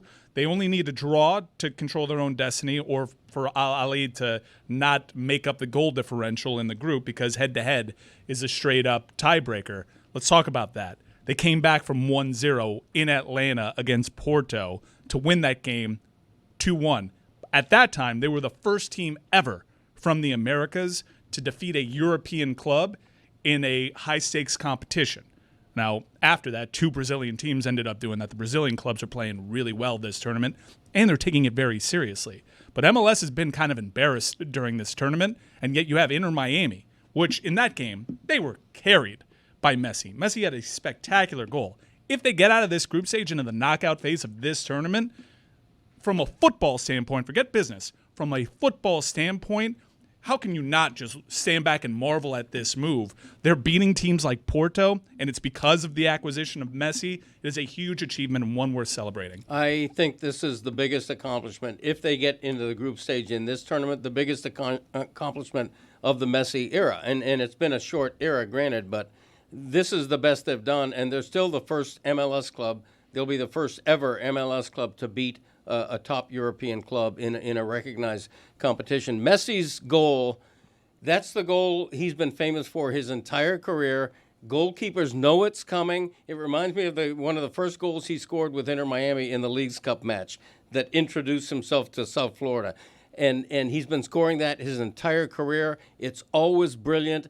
Goalkeepers can never stop it because it's unstoppable, where his left foot kicks it, curls it right into the upper right corner. What are the other things? What are the other things like that, Monet? Since you mentioned Monet, I don't know if I want to go to the graffiti artist on this, but what other things are like that in sports where you're looking at a signature genius and you're identifying his signature genius with one whistling kick that is an unstoppable thing because of how much curve he puts Steph Curry has a couple of them, impossible fadeaway threes and that really top, almost parabola-like layup off the top of the glass. It was Kareem, right? Kareem, yeah, with the hook shot. There just aren't very many where you remember them like all-timers with their all-time moves. I have to do this on delay, though, and forgive me for this. Greg, you said very matter-of-fact in the last segment, the beauty of me. Yeah. the wonder of me, really. I'm kidding. No, well, I'm no. a modest man. Okay. This is all for show. No, but the beauty of me is Yeah. what? You continued during the break to tell me what the beauty of you is, and I thought you should share it with the audience. Well, look, the beauty of me is that I am just having a conversation here, okay? And I'm including the listeners in it. I'm having a conversation here. I'm in a room with a bunch of friends and coworkers. I lose track of the fact that I should be leaning professionally into a microphone because we're just talking. Okay, when I'm having a real-life conversation with real-life friends in my home, I'm not looking for a microphone, and neither am I looking for a microphone right now. And the beauty of me is that I think people can relate to that, okay? I don't want to have a professional. I don't want to be speaking like a broadcaster. I'm not talking about... Is that your impression of me? Yeah, well, no. No, you don't have a broadcaster No, you're voice, the he told opposite. me, I've yeah. already said you're the opposite. Yeah. Okay? You're more like Mike Francesca. Yeah, he's right. Francesa. Yeah, Whatever. that's not an insult. Eric Reed is the broadcaster whose voice you mock. Glenn Rice from the 3. He's got 5 3-pointers today. I want to say 5 out of 7. I want to say that's Boom. what he does for only Eric Reed. That's what he does anytime he hears any broadcaster. A baseball game could just be like 2-1 count, and he'll just be like, And it's a 2-1 count. It's Shekin and Shevin from the 17. Al DeRogatis used to be one of my favorites because he'd always speak like this. And I don't want to be that guy No. who has that broadcaster voice. I'm a regular guy having a regular conversation. You're taking this the wrong way, Dan. Like, you're making this as though Greg's some sort of unprofessional broadcaster here, when in reality it's a compliment to you. You've created such a comfortable situation for Greg that at times he just feels like he's talking to some friends and coworkers as he continues to describe them. Which I wonder where the line is, like who, if we were to draw a line right down the middle, who falls on the friend side, who's on the coworker side. But we don't need to get to that. No, let's do that. We don't need to. No, you know what? Let's have No. you host the game show right now, friend or coworker with Greg Cody. No, I'm not going to do that. I want it. No, I want you it's to bring. basically if you were invited to his 70th party. I want Greg Cody. I want Billy to host the game show, friend or coworker, with 3 or 4 people here. I would like to do that before the end of the show. But for the moment, I'm going to penalize him retroactively here. I was looking for this, and for some reason, they took it out of the studio. Greg Cody, major penalty, 5 minutes, me maximum. That's a penalty? Yeah, you're going to have to go. Why is that a penalty, me maximum? It should be celebrated. Put it on the poll at Le Batard Show. Should Greg Cody's Me Maximum be celebrated? Just go into the other room, and I would like, Billy, at some point for you to host the game show. I'm ready right now. Oh, you're ready to do it right now? Well, I don't have any imaging or anything if that's what you want, but I'm ready. Okay. Oh, we got a song. No, we've got a song already. Well, Yep. we need to get everybody mic'd up in the other room. We got to do however it is that we're doing this because we are doing this on the fly. And the thing that I wanted to talk about that came over I didn't even understand what it was. Did you guys watch any of these Fanatics games? Because Tom Brady wins again. It's fans competing against athletes. And is it it's not Michael Cohen. What's the Fanatics guy's name? The guy who owns Fanatics. That's the party guy who has Michael Rubin. Michael Rubin. Thank you. Party guy. Well, he's friends with all these athletes. Oh, doesn't right? he do that white party? He can get all these athletes to a place and get Tom Brady. He has whatever clout it is you need to have. I don't know if you guys have been seeing sort of the power brokering that goes on at the top of sports, but Kevin Durant's got one of these business managers who's with him all the time. And the economy of Durant has a guy that knows how to run business for Durant. Michael Rubin has these relationships all throughout the industry and left the Philadelphia 76ers. This dude is a shark. Like, he's the highest of business things that there are. And Fanatics is a giant, and he's got clout. Like, these videos, these professionally made videos of white parties that have everyone from Jay-Z to Tom Brady at them. Rich Kleiman is the guy that you're talking about with Durant. Yeah, Michael Rubin's always had a huge network, loves posting photos with his famous buddies. What would seem like to be like an antiseptic type of atmosphere for Fanatics Fest. He's manufactured into an event if you're an autograph seeker to go to, and they've done a real good job capitalizing on social media, making it seem like this is a place that you want to be when the first edition of it was kind of like a lackluster convention. He wanted to make a sports Comic-Con, and I think with more viral moments and years of branding, he'll actually be successful at doing it, which I thought was kind of like a lame concept at first. He left the Sixers and Embiid and parlayed whatever the relationship was with Embiid to. Well, he did that because he didn't want to get caught for tampering with James Harden. Great access beyond the NBA. Basketball ownership was small, given how he's thinking about reinventing money and the game at the top of sports. They have a monopoly over sports merchandising. They've just sealed it off, made it theirs. They dominate sports merchandising now. Everybody has to have a partnership with Fanatics. You guys see the monopoly is going moneyless in like the end of this year. They're no longer printing money. It's going to be an app that keeps track of the money for you. What? Where you scan something, you don't have the paper money anymore. Oh, that's convenient. Now we're talking about, we mentioned Monopoly, and it seemed apropos to sneak it in here because I feel like, Dan, you were probably a big Monopoly guy growing up. I played some Monopoly. Really? I didn't have that as the detour in the conversation because I thought you were interested in this Fanatics competition that Tom Brady won. The Fanatics games? I didn't know that Monopoly is what it is. I learned something this weekend. I'm an onion, Dan. I did not know. You make me cry. I have many layers. Do you? Yeah. Oh, that sucks, though. It's a great way to teach children money, really. Or you can still do it just on an app, And, which is really how money works now anyways, right? Money's just an app. I wasn't aware that there was a Fanatics game, so I just saw like these It was clips. new this year, I believe. Is that what Cody Rhodes was doing? Because Cody Rhodes, terrible that basketball. was bad. Oh, Was it because horrific. the suit was too Very tight? embarrassing. That was a tough look for our fellow Cubans. I don't understand. Like, why does Cody Rhodes volunteer?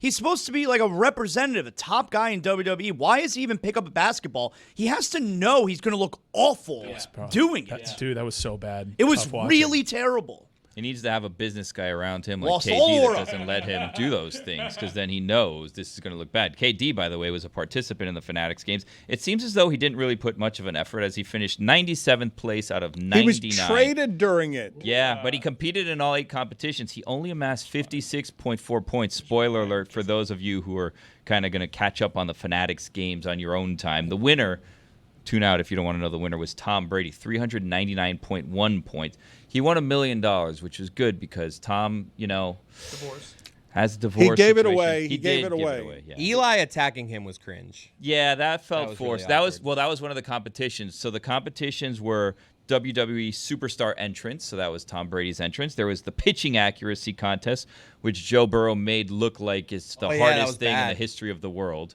He was hitting the side of the net every time he threw the ball. There was the washer-dryer puck shooting contest. And again, spoiler alert, Gronk won that one with 37.5 points. The QB skills competition, Tom Brady finished second above many active quarterbacks at the time, which is kind of crazy. Finished second, though? The only quarterback that finished ahead of him was C.J. Stroud. Yeah. Rattle off some of the names in the passing that Tom Brady today just beat. Again, spoiler alert. Spoiler alert. If you're going to catch up on the Fanatics games at your own pace.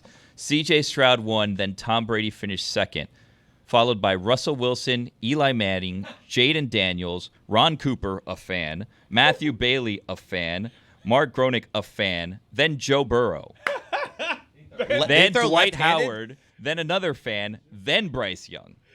Dwight Howard ahead of Bryce Young? Yeah, then Jack Settleman, another fan, and then Nick Foles. Tyreek Hill was in there. That checks out. The worst quarterback finish here. Gronk finished ahead What of happened James to Harden. that? Did the Noah Lyle? Did that race with Tyreek Hill get canceled? Yeah, Noah Lyles backed out. What happened? Said personal. Because he almost lost his speed. Personally didn't want to lose. Really? You mentioned Speed. Speed finished in first in the Around the World contest. That guy's incredible. He's going to be president one day.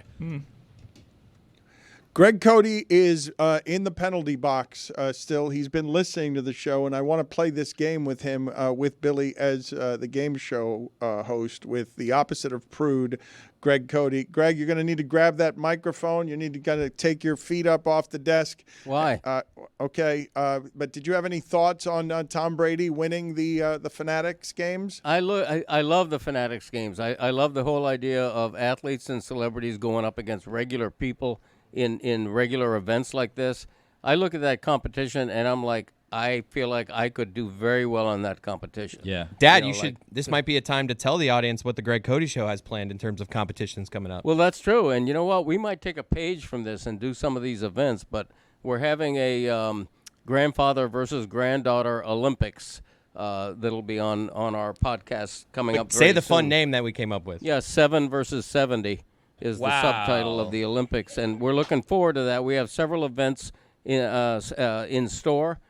We have no idea what they are yet, but they will be in store and super exciting.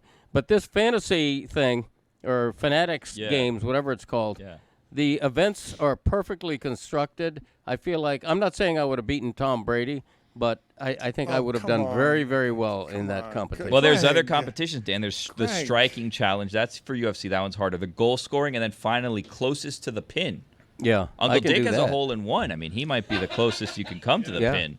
They call me Mr. Nine Iron. Okay, I'm sorry I can't. Nobody call calls you. No one No calls one you that. No one calls you Mr. Nine Iron. Some do. I've heard one person do that, actually. When we played golf together, we were driving by on a golf course. Someone said, Mr. Nine Iron. Chris, Thank you. Chris I thought he was Cody. talking to someone Thank you. else. Chris Cody, help me corral Billy in this game show that is a friend or coworker here. Nah, Billy's got this. All right, Billy. All right, it's time for America's favorite game. Friend or coworker. Coworker, yeah. Wow, the audience is in on this, Dan. Let me stand up for this. Yes. I want to welcome everyone in to Friend or Coworker. Thank you. Now, Yeah, you already did that. hold on, I'm setting this up for those who are new to the program. FOC. This is how the game works.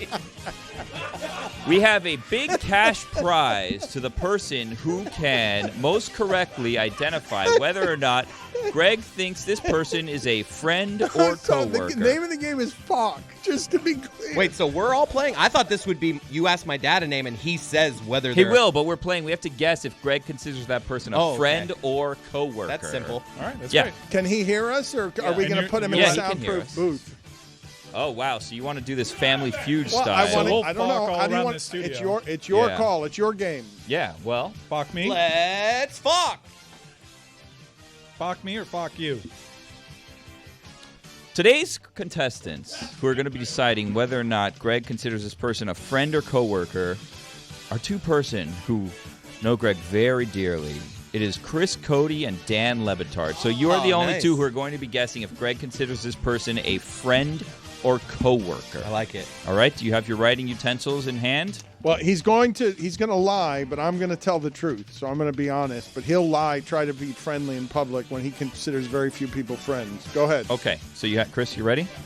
Okay, I'm Mike. ready. You're the official scorekeeper here today. All right. The first option, and again, the winner wins a big cash prize. Roy is bobbing his head to this music like he really nailed it with this music. This is childhood right here, man. You are so proud of All yourself. right. The first person, Roy Bellamy. Does Greg consider Roy Bellamy a friend or coworker? I'm gonna say he's gonna say friend, but he's gonna be afraid to say coworker. Well, that's not your. What's your guess though? Yeah, you need to But lock he's- it in, he's Dan. Gonna, he's gonna say friend. I'm gonna get Okay, it right. Dan says friend. I know that my dad really likes Roy. I think he genuinely. This is a genuine one. He'd say friend. Greg, is Roy a friend or coworker? Friend. Yeah, all right. Congratulations, Thank you. Roy. It is a great game. They It both is- get a point there, but Dan wanted to make sure you knew that Greg doesn't Yeah. actually think you're a friend. And, Well- and more to the point, I'd say, Greg. Here's the thing: if I said to Greg, give me a number of friends that you have, give me a number that you consider friends. What is that number? It's not an easy question or answer because everyone has different tier levels of For the love of God. He's trying to pin All you right. down, Greg. Don't let him. I'm being And no, that'll he's do not it for gonna- this edition of Friend or Coworker. It ended as a tie. Thank Great you. game. One Excellent round. game, Billy. All right, I'll date it. Okay. We'll circle back. We'll play All it right, again. Yes. So circling back to the NBA, home teams in Game 7s of the finals are now 16-4. So basically 4 out of 5 times just if you're playing at home. If you got Game 7 at home, that's the biggest advantage to have. And last night, you guys are with me on the idea of OKC is an absolutely historically great regular season team that was ripe for the taking at the end because of all of the youth things that you associate with not being able to win a championship. Stopped because in 4 of the 7 games, they allowed a lesser team to dictate the entirety of the game to them and made them play 4 of their worst games of the season. The result of these finals is that the best team won, but the best team won because they got lucky that Haliburton wasn't around for the second half. That seems like a crazy thing to say. It was a lot harder than it needed to be because that Indiana team is simply not as good as that OKC team. Not at defense at all.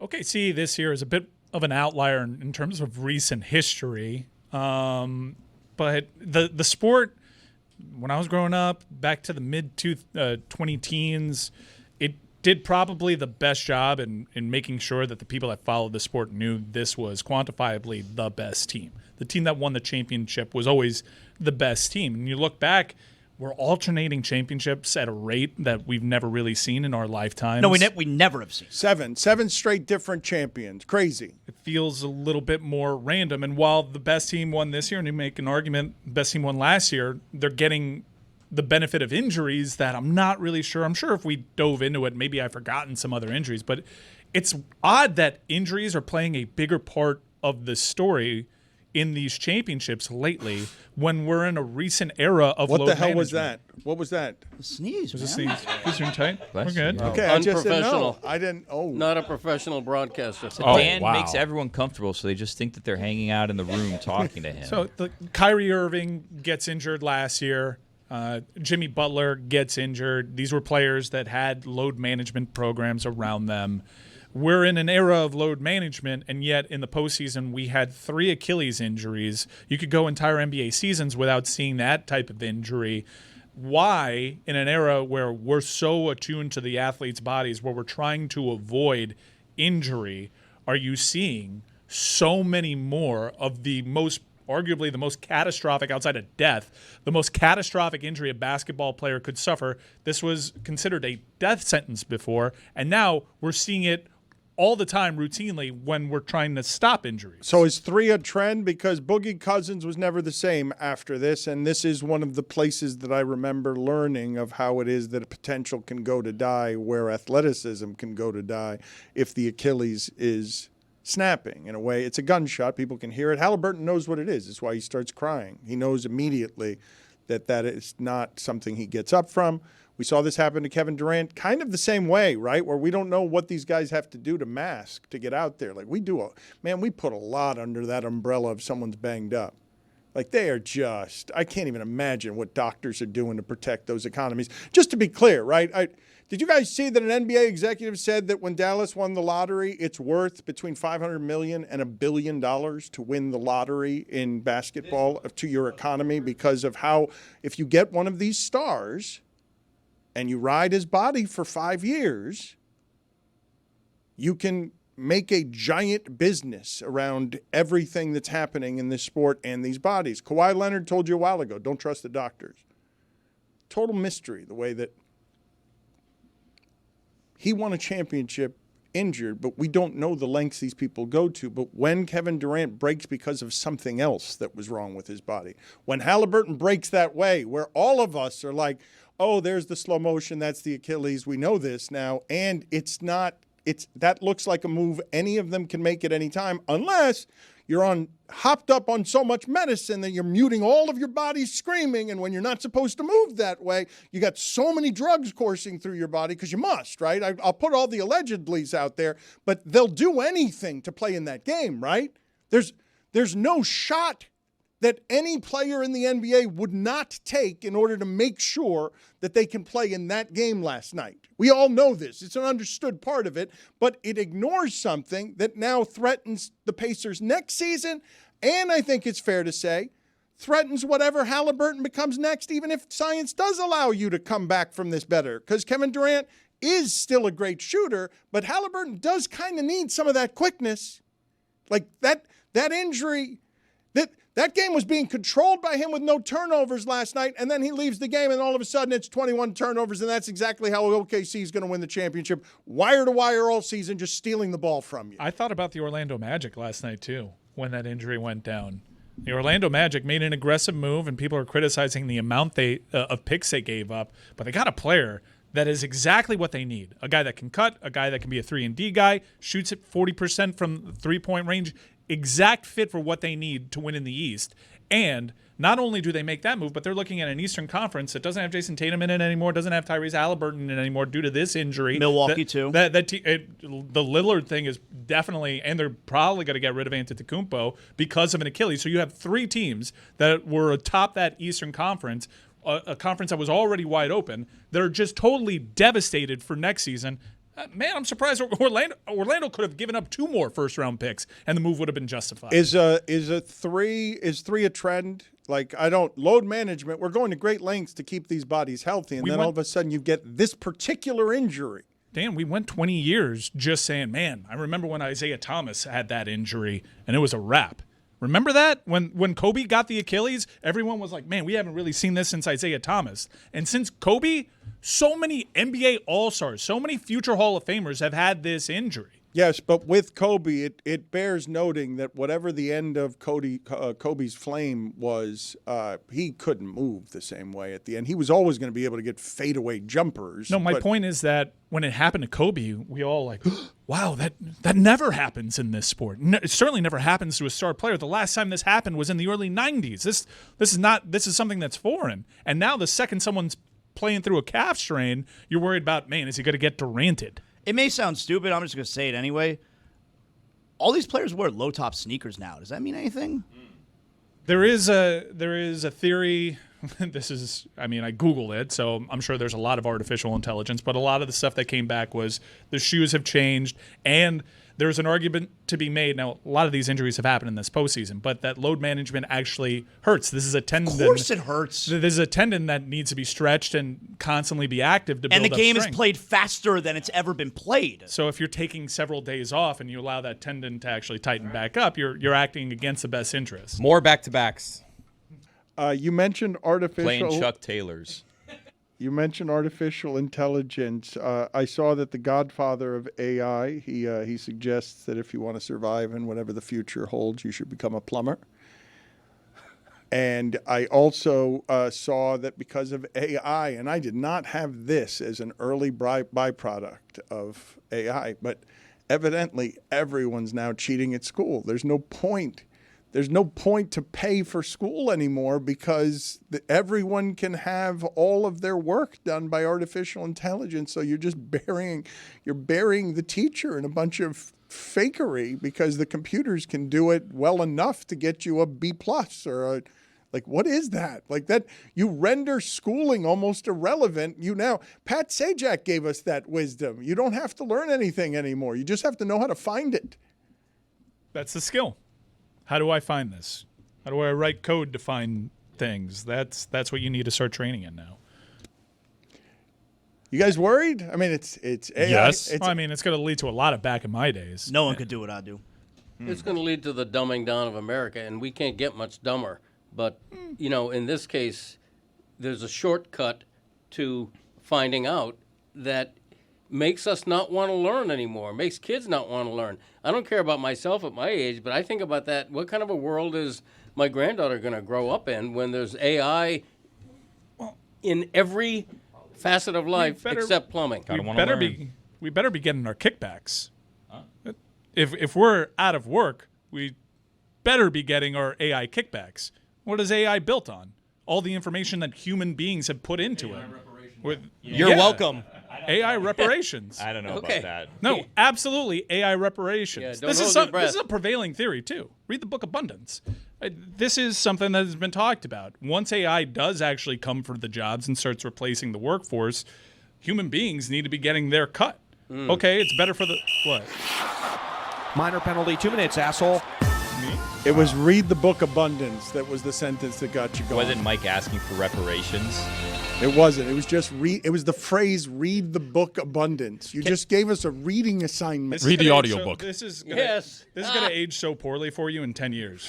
I'm getting kicked out for invoking something that is going to be like, what? Okay. All right. I brought up the threat. Idiots. There are many I existential. think we already are dumber. There are many. We are surrounded every minute by existential threats. This weekend brought an almost literal apocalypse of I don't recognize the America I live in when we're at war. This flippantly, I'm going to say, and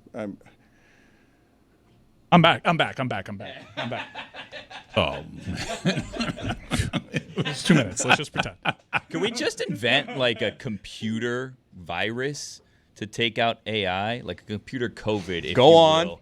You go and the AI is compiling all these problems for us, taking our jobs. We're losing our recipes because of AI. But if you make a computer virus, let's call it, like a super virus, a bug that shuts down all of AI. Like an entity. Can we not win? What if the key to this virus is buried beneath the Arctic Sea? Mr. Nine Iron? do you know what he's referencing there when he says we're losing the recipes? I believe it's the greatest moment in the history of University of Miami football broadcasting was Warren Sapp and Michael Irvin on the set of an NFL product. That's all I had for about a decade. No success on the field. It was just the NFL morning show and that segment of Sapp and Irvin. What are you laughing about? I don't remember the Sapp and Irvin show. Sorry. What? It was a segment inside of NFL Game Day where they would talk about all the games, but Sapp and Irvin had like a 5-minute segment where they would just be over the top. Real manic energy. I'm not really sure what was going on there. Uh-huh.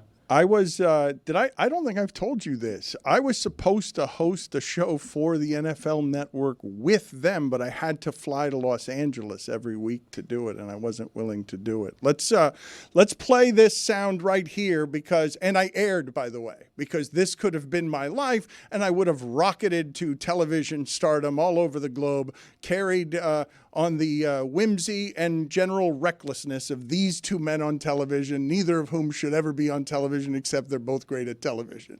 Oh my God, this is what's wrong with today. The young ladies today, they're not learning from mom how to cook. We're losing recipes. There you go. I can relate. How? Recipe books, man. Oh. I mean, Nana, had a Doogie. Nana Doogie had a thick recipe book, this thick, with all some of them were clippings she had cut out, but most of them were handwritten recipes. And where is that book today? But the problem is now, and it's a version of AI or Google or whatever, now you want to make a chicken parm and you're dumb, you don't know how to do it without a recipe, you Google chicken parmesan.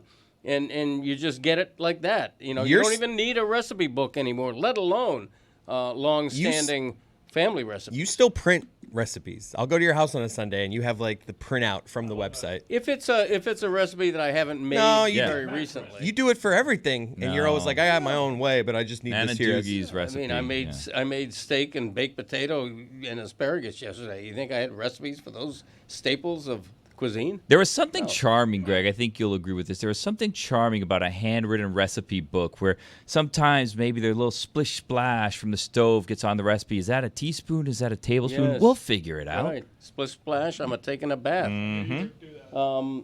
Yeah. So Splash. You don't need a recipe book anymore. I feel bad for the people still writing recipe books. Who's buying those? I mean, AI. It's crazy. You're selling 2 books right in front of you. Well, these aren't recipe books. You can't get this anywhere else. Oh, but that's a recipe for recycled. Oh, back in my day? Says the guy whose last 9 episodes of South Beach Sessions have been best ofs. God damn. Man, what are you doing? That's not recycling, though. Hey, reality was last week. Yeah, what are you talking about? But before that, no, I'm a South Beach Sessions fan. I see it, greatest hits. I mean, am I wrong? What do you think Sapp and Irvin felt when they were like, the Le Batard doesn't want to fly out? So that's that. They could have relocated. They could have done the show from SoFla. They chose not to. No, the show had to be in Los Angeles. Why? SoFla? Yeah, why did you do that? Why did you do that? I've been saying SoFla for years. It hadn't really gotten off the ground, but I've been, that's my nickname for South Florida. Don't give I would up. lose that. What's your greatest professional regret, Dan? My greatest professional regret. Not counting me. I got to think about that one All for right, a think second. about it and probably don't even answer it. Dumb Apparently, question by me. it's a long list. No, I've got to think about it for a second so that I don't. You're asking me. I may blindside somebody here, so let me think about it for a second. That's why I'm saying probably don't do it. I know famously on the show you said that you were once offered like 7 figures to move to Detroit and be a columnist there, but you were like, no way. No, I was not. I was offered. It was not a 7-figure job. Those jobs, column jobs, don't pay like that. Never have. That's what I was thinking when he said that. Never wow. had. I mean, you're good, but not that good. But Come yes, on. I would not live in Detroit. I didn't want to live in Detroit. Yes. Is this? Wow, it's time again for America's favorite show. Could have used you 5 Friend or coworker. All right, for those just joining us, today's contestants are Dan and Chris Cody. I'm going to name a coworker. Mike is keeping score here. And we are going to have Dan or Chris Cody guess whether Greg considers this person a friend or coworker. We have a tight one right now. Now, We're tied Billy, up 1-1. Is this a new game and the last one ended in a draw? Yeah, this is the second edition. Okay. So, But all it right. is a tight one right now because it's tied 0-0. It's a tie one all time. Yeah. If it was a 7-game series, right now it's tied 0-0-1. All right. Jonathan Zaslow. Does Greg consider Jonathan Zaslow a friend or coworker? Yeah, that's a coworker. I don't think he likes that. Is there a third option? Chris, friend or coworker? Is there a worse option than a coworker? I'll go coworker. Oh, worse or enemy? Okay, coworker or enemy. That's a different game. That's a different game. I don't host Friend, that one. coworker, enemy. Greg, is Jonathan Zaslow a friend or coworker? I would say a coworker, if that. So I get extra points. See, you should. The if that deserves an extra point. It does. Dan tried that last game. Yeah. We didn't allow him. All right, so that's a tie. All right, it's And tied that'll again. do it for this All right, edition thank of Friend you. or Coworker. Thank Wow. you. Wow. Do you guys? I was made aware of something this weekend that I was not aware of, and I'm guessing I'm going to shock you when I tell you that. Can we it's guess? So you're not going to get it right. Is it that there's more microplastics in glass than there are in plastic bottles? What? It was that actually. No, the mini bar is endangered. The hotel mini bar, it's a bad business and it's going under. And very few places are still doing it successfully because it is either on its way to extinct. It's just a terrible business for hotels. They get stolen, things go bad, and even though they're charging you 4 and 5 times what they should be charging you, I had no idea that the mini bar. Did you guys know this? I'm shocking all of you No, with this. I didn't Correct? know that. I mean, I've seen my dad put in some work on them, so I thought they were I love the mini bar. blooming. Yeah, put it on the poll at LeBatard Show. Did Greg Cody, for about 10 years, single-handedly keep the mini bar business alive? At LeBatard Show. Although my dad's move at a hotel is go buy a 6-pack somewhere and then fill his. Put it in the bathtub. No. Well, that would be if he had like 2 dozen. Yeah, It's which sink. which He fills up the has. sink. No, I've seen the bathtub. He's slowing down, your old man. I am enjoying the Panthers and the time-honored tradition of drinking so much over a couple of days that you agree to contract terms out loud while chanting at your fan base emotionally. Thank you. I think that portion of the proceedings is a lot of fun. 8 more years is the Panthers do have some interesting decisions to make about how they spend some of their money. But I do want to just go back to last week for a second.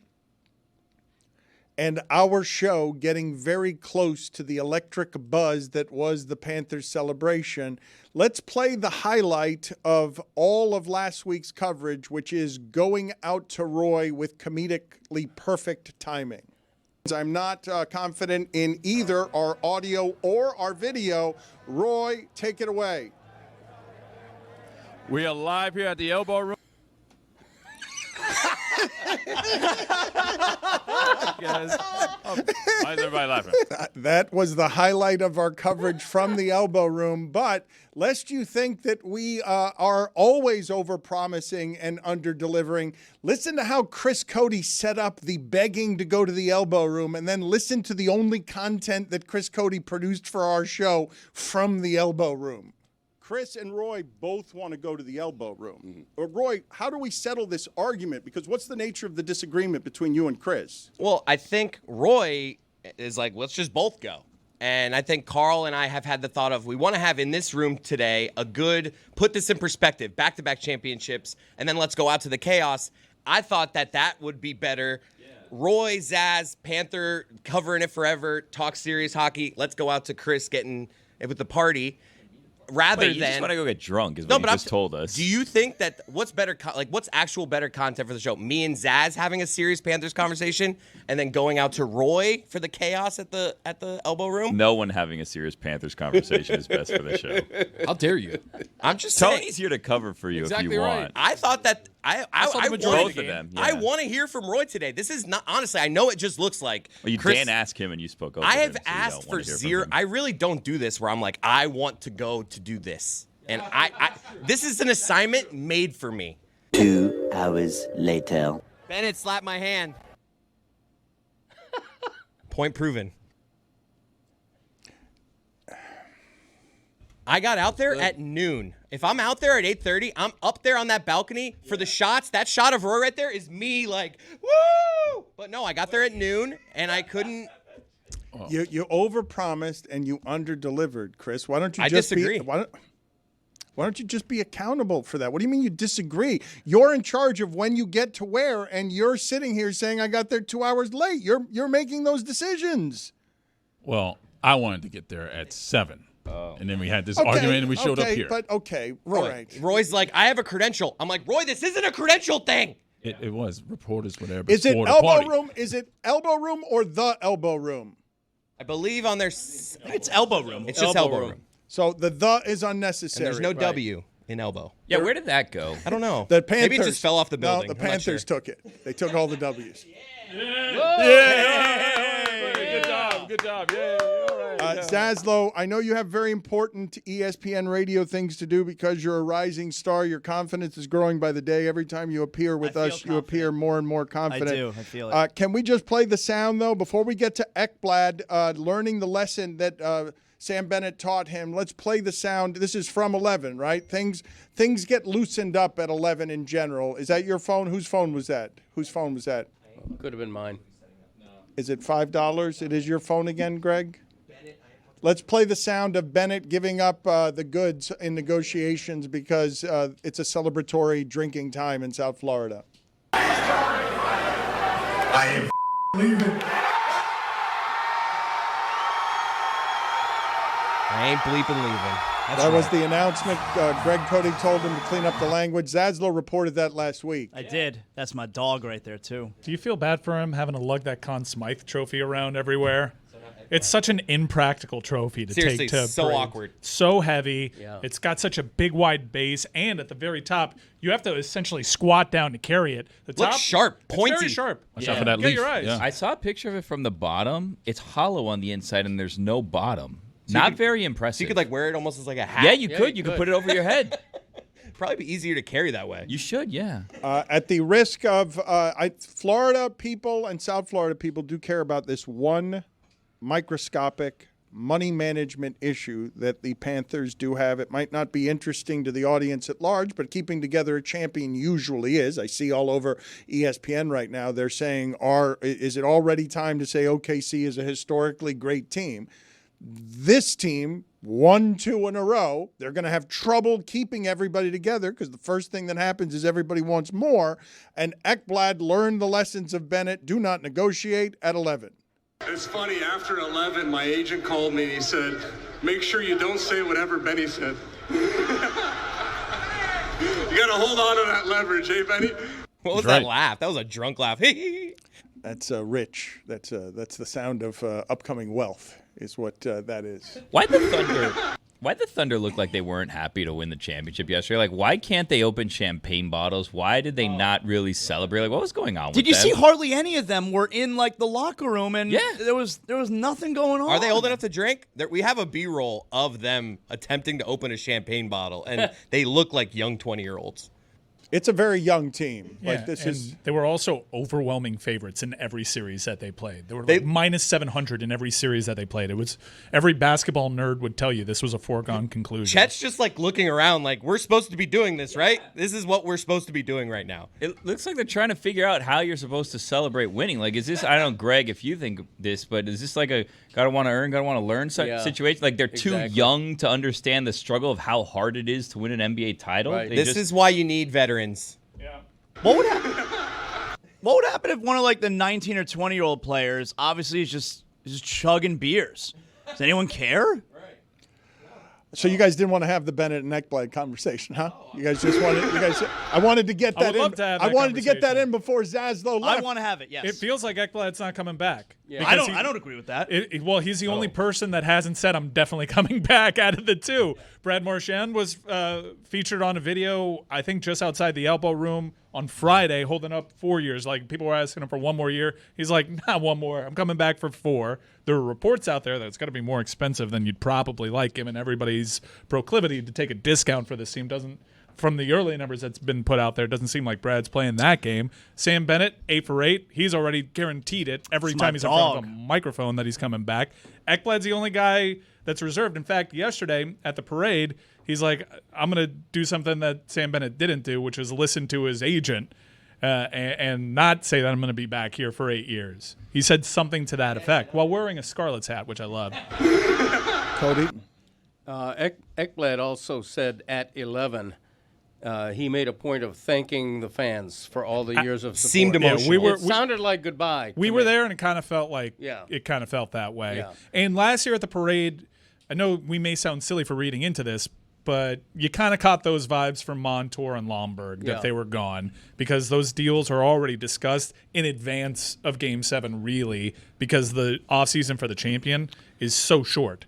Also, Ekblad, he's a little older, and he's clearly not their number one defender. I mean, Forsling has become one of the best defenders in the entire league. You say older, and I guess that's comparatively. 29, he's still he's still not into his 30s, which is crazy because he's been here for over a decade. Right. It's more the injuries. It's the injuries. Yeah, I mean, the writing was kind of on the wall when they traded for Seth Jones. It's like, here, we're bringing in a number 2 defenseman, and Seth Jones is owed a lot of money through the year 2029. But I don't know. Like, I don't think Ekblad listening to his agent to not negotiate in public and lose leverage means that he's not going to stay, because he's been saying, look, I want to be here. I plan on being here. These things come down to the wire. We'll figure it out. Like, that's literally what he said a couple of days ago. I think he stays. Dan, I do happen to know, and he may decide to take a discount to stay here, and I think that's what'll happen to know. Wait a minute, I happen this to know. is a happen to know. The Carolina Hurricanes are going to put a big juicy offer in front of Aaron Ekblad. Wow. I happen to know this. They're also going to do that for Mitch Marner, and I don't think they're going to get Mitch Marner. But they're gonna spend a lot of money this offseason, and they're gonna throw a big offer Aaron Ekblad's way. For Aaron Ekblad to stay in South Florida, it's gonna have to be a pretty big haircut. No state tax. It's gonna have to be a pretty big haircut. Wow. Zaslow, I have never seen you more confident. You really are radiant to this time in your career. That's what happens when you win 2 cups. It's been great to be around you during this winning time. Thank you for your work today. Go be with ESPN Radio, and we will see you later this week. God bless. The contract clause has kicked in. Zaslow is going to be around more because the Panthers won the championship. That's just a giant bet he won. Mike, how do you feel about this T-shirt selling at LeBatardAF.com? Because I saw it earlier. And we are selling All Is Forgiven was the ad. All Is Forgiven Marchie is part of the ad at LeBatardAF.com. When he sues us, you guys will come aboard and see all the things that I see about Brad Marchand. Look, if he extends, I'm not going to run this bit for 4 years. No, that's not what's going to happen. I'll have to just admit that I was wrong about everything about Brad Marchand, and he'll have to become one of my guys. But here's how I spin into a win. New take. Here's the pivot. Brad Marchand, forever remembered as a Florida Panther. Wow. Oh, wow. There you go. Yeah. No, Now you're cooking. that's not true. Yes. When you close your eyes and you think of Brad Marchand, you think of him in that beautiful red sweater of the Florida Panthers. That's Absolutely. true. Provided he resigns Wait a minute. He's at a gonna, discount He's going to go into the Hall of Fame as a Bruin. as a Panther. As a Panther. Do you do that in hockey? No, you don't do that. You don't do that. Yeah. But he's going to go into our hearts and minds as a Florida Panther. Already, has Brad Marchand ever been more famous in his entire career? Even in his prime, when he won a cup with Boston, he wasn't this famous. I don't He's think famous you're allowed because- to do this. No, Brad Marchand has never been more famous in his entire career, full stop. I mean, he did lick a guy's face. He has never been more famous than Infamous. he is right now. He had infamy, and it's not like he loses Now he all has those fammy. things. He comes into Florida with all those things in his past, and he wins a cup as a locker room guy. You kidding me? And he's dominating. He won this in the age of social media. IG stories and everything weren't around the last time he lifted the cup. The last time he was the main focus of the conversation. Tell you something, Brad Marchand is a Florida Panther. Yep, I agree with that. He won his first cup when he was 23 years old. He had barely begun to establish himself. He wasn't the best player on that team. Now, you could have made an argument that he should have been the playoffs MVP. He finished second. Yeah, I'm not against Bennett winning, but there was a strong argument for Marchand. And I agree with you that to a lot of people in America outside of Boston, he's a Florida Look at Panther us right now. Look at us. Two guys Yeah, that are right respected now. for their hockey takes, both agreeing that Brad Marchand will forever be remembered as a Florida Panther. Zagacki. I want to ask you guys, based on what we were talking about before, because it's not just 3 Achilles tear. It's almost 10, I think. There were 8 this season. A recent draft prospect in workouts. The previous high was 5. So we're basically at double the Achilles tears for a season. And if you go from strained calf to torn Achilles, and the obvious risk of that, everyone listening to this says that Haliburton has to take that risk for that game, correct? Like, there's no one listening to this who's saying that that's the one game that every player has to risk future earnings, future contracts, future athleticism, future body pain. Is there anyone listening to this? Now, it's easy to do in retrospect, right? Like, in retrospect, we could say not worth it because they lost the game, right? Is anyone arguing that? I haven't heard a single person, because you're saving him for next year? So you can win the title next year, you're a game away. It's a young team, and he's your superstar. And once you start messing with these parts of the bodies, you do run the risk of Kawhi Leonard never being the same. No, like, I it know doesn't mean he's not going to be good, but Haliburton's a young player. This is an injury you can come back from. But I guess what I'm asking you guys is, where is the risk not as obvious? Like, in what game do I have to put it at before you're like, no, that's not a risk I'm going to take? I mean, let's just say the Indiana Pacers force the issue on Haliburton, and he just stays tight-lipped about it. He doesn't end up playing because they want to save his body. Tyrese Haliburton becomes one of the bigger punchlines in the history of the sport. He becomes an avatar for being gutless. No, you have to play that game. Tyrese Haliburton probably wanted to play that game, and it showed, and it certainly showed on his face when he's mouthing. It's heartbreaking, like it happened. They were all fearful that this would happen. They all took that into account, but this is what you play for.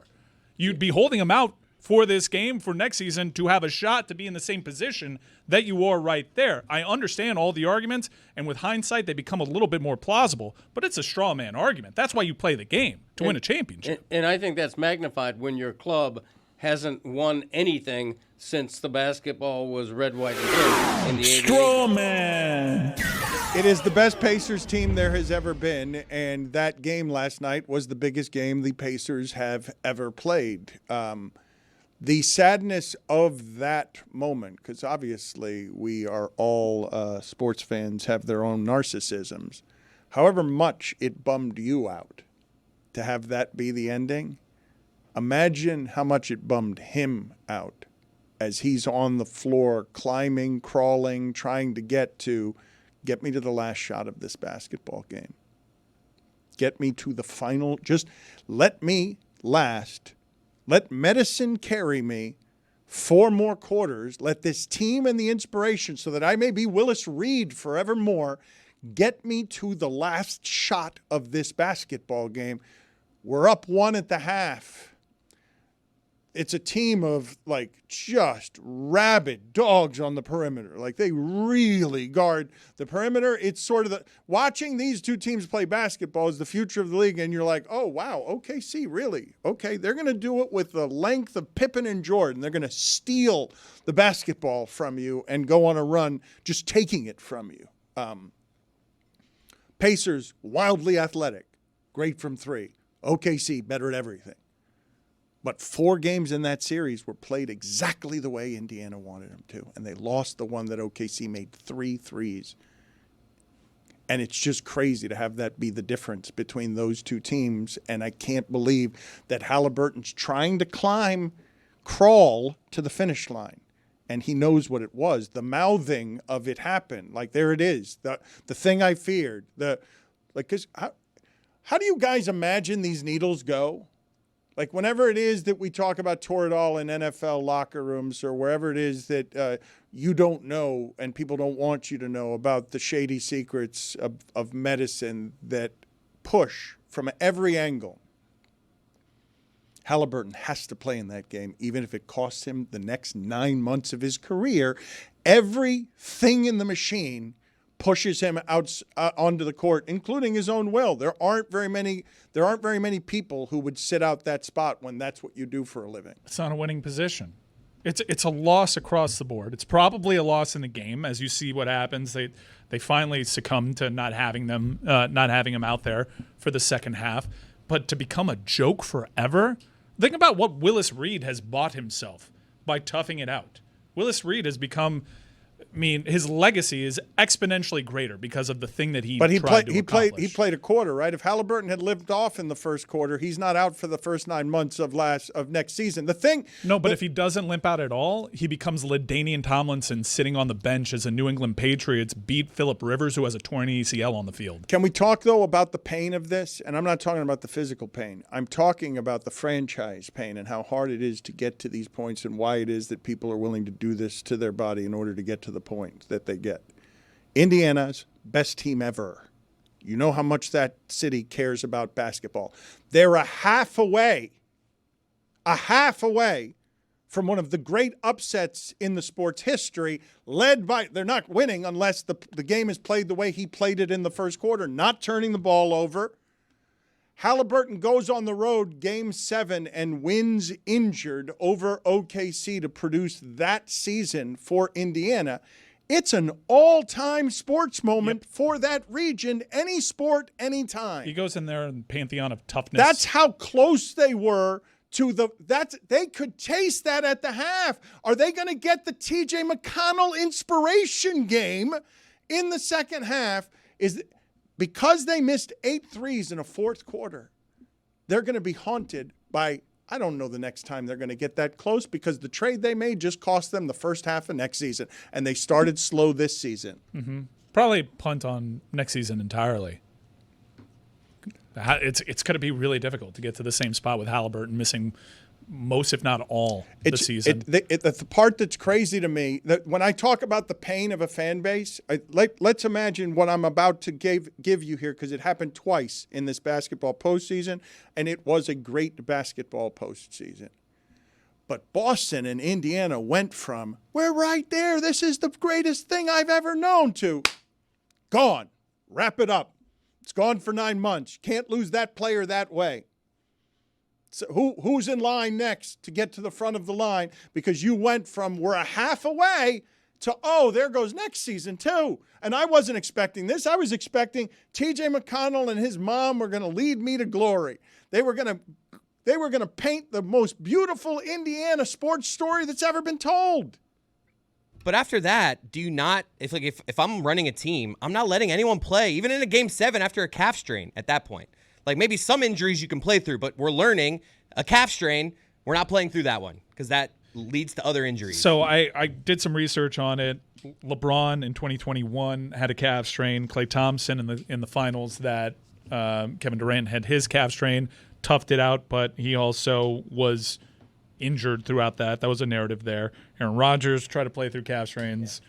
It doesn't. It's usually a pretty good indicator. There are not a lot of examples of, man, this guy toughed it out through a calf strain and lived to tell another day. I don't think there should be second guessing on this unless you can quantify that the calf strain makes him more susceptible to an Achilles. It does because yes. the tendon takes on more of the pressure as your body naturally tries to stay away from the calf muscle.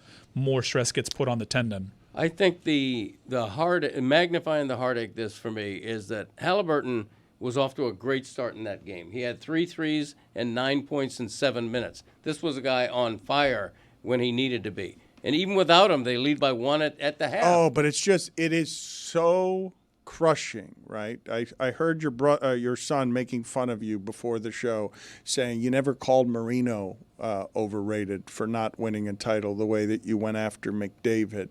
But Marino is the standing example, and you've written this a number of times over the years.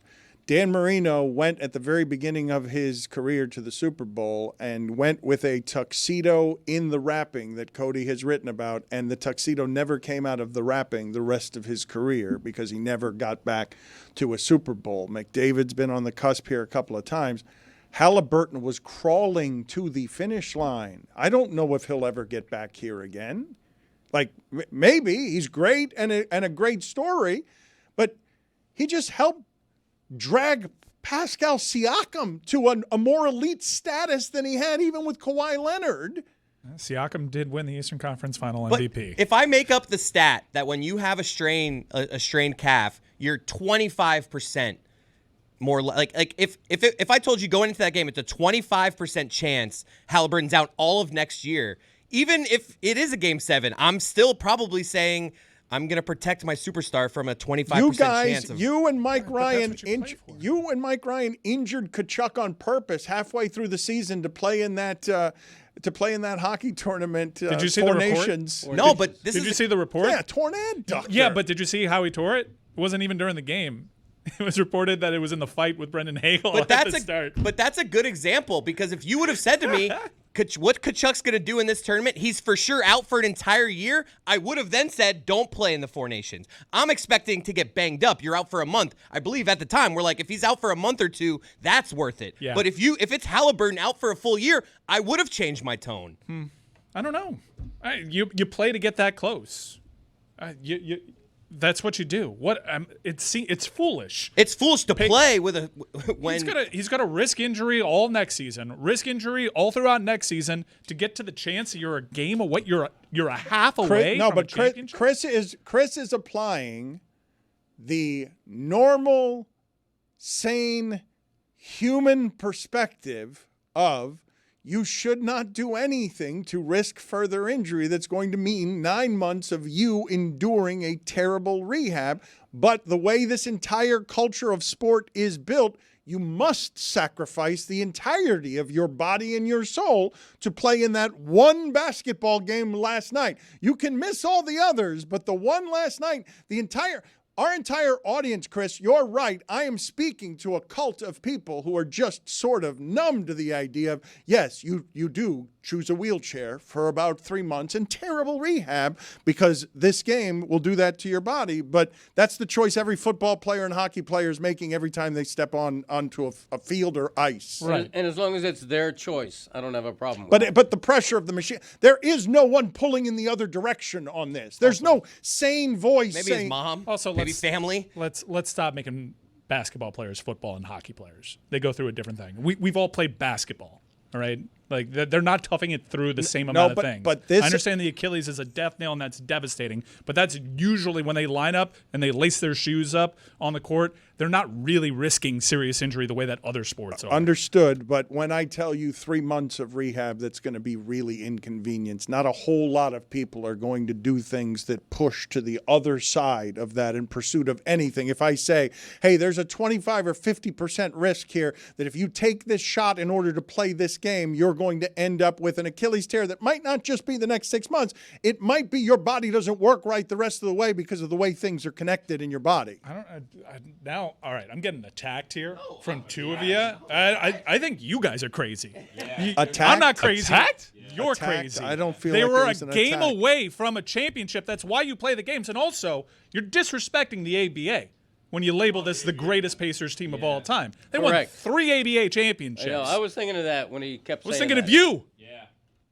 I remember the ABA, and it wasn't a bad league. Julius Erving played in the ABA. It wasn't Dr. J. It wasn't. It wasn't the league. ABA doesn't count.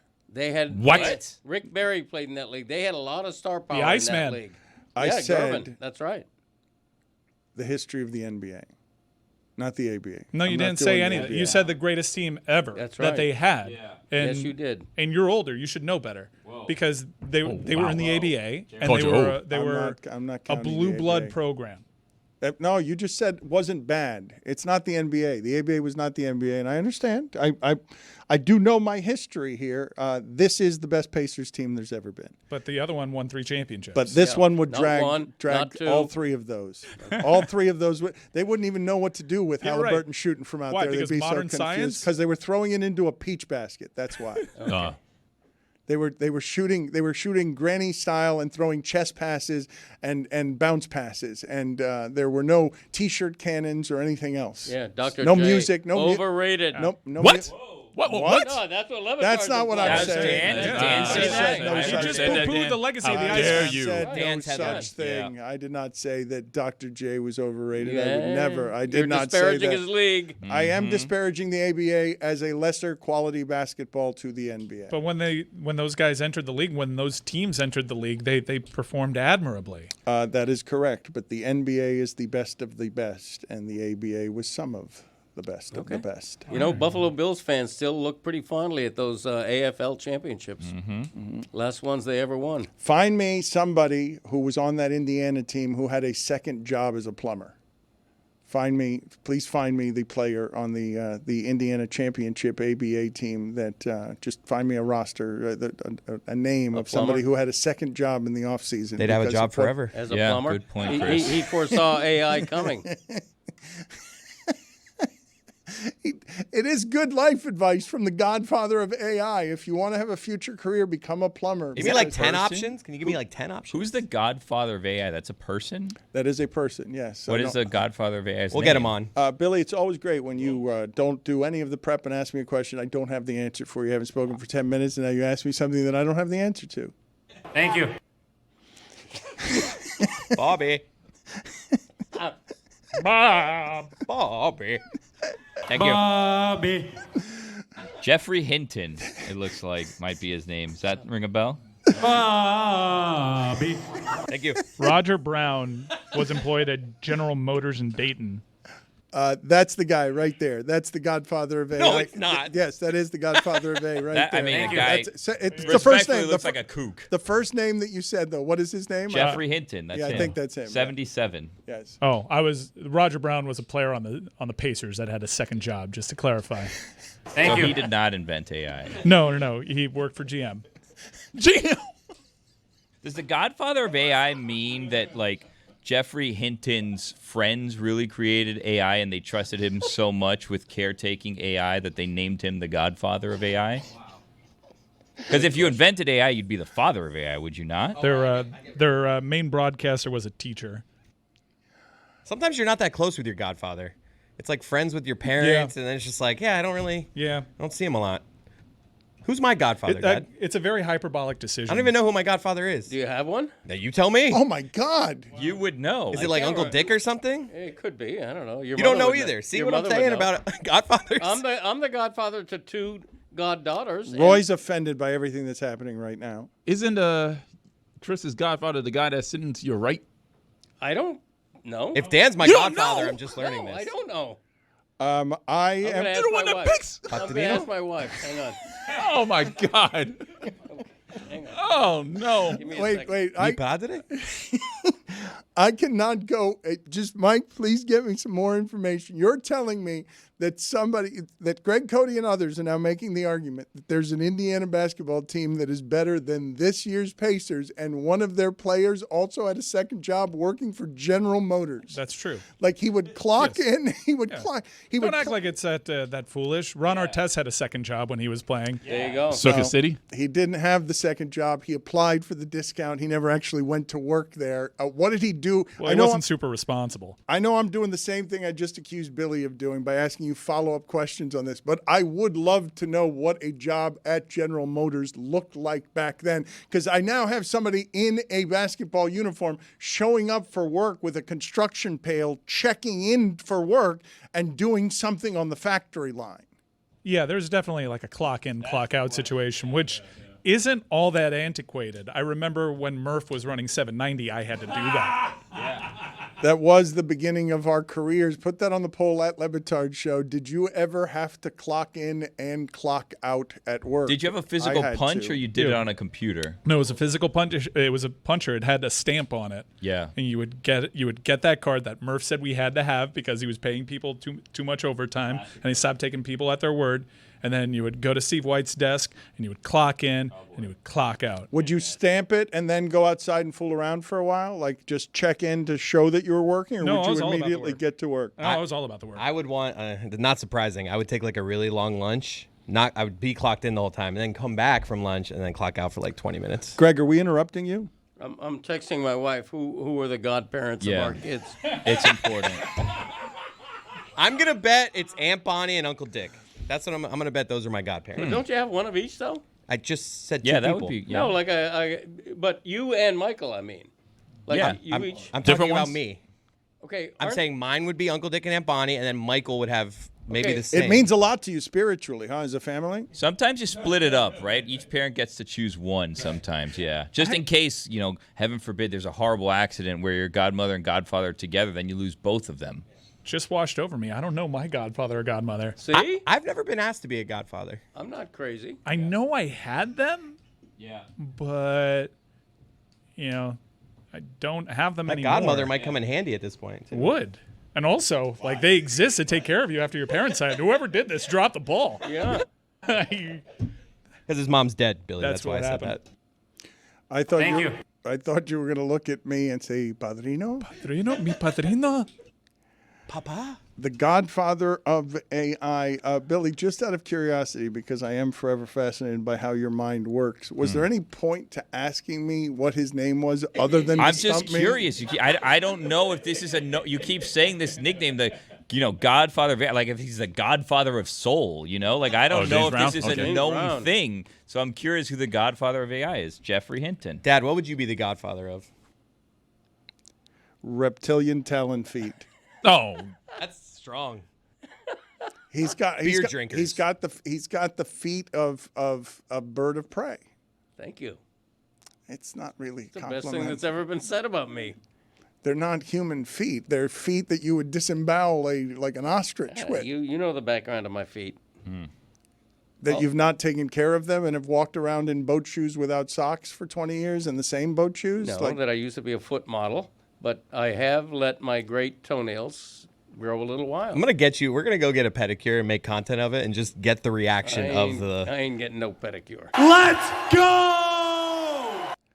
Take them off, Roy. Look What's up wrong at the with screen, that? Roy. Those are beautiful feet. Roy, look. Oh my God! Come on, Roy. Look at those. them. But those toenails. No. Those toenails have gotten worse over the last few years. We have not had a bigger achievement in this show's history than have thousands of people lined up to Yeah, see that one was of fun. those cut toenails from Stugotz. Sexy feet. Stugotz has No. twice cut the feet, Yeah, they the are, Roy. toenails of Greg Cody. I just asked ChatGPT who its godfather is. Wow. And while it acknowledged that Jeffrey Hinton is part of a triumvirate of people, it also gave credit to Jan LeCun and Joshua Bengio. Wow. Look at these feet right here and tell me that these are not Nosferatu's feet right here. These are Nosferatu's feet. If I told you right now that's the beginning of the levitation that the devil does as it goes from demon to its most evil. That's the raptor. Did you in just Jurassic snort Park. at laughter? You snorted. People need to see these feet. Am I wrong? These feet are from another time. They're ancient It's fossils. like a half man, half werewolf foot. It is more than a half werewolf. They do look like dinosaur feet. It is half dinosaur, quarter werewolf. No lotion. No, Lotion, please. Lotion.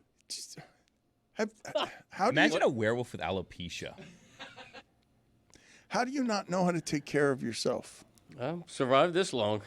Yeah, but you've survived. But you've survived with the feet of the devil. With no sunscreen in Florida.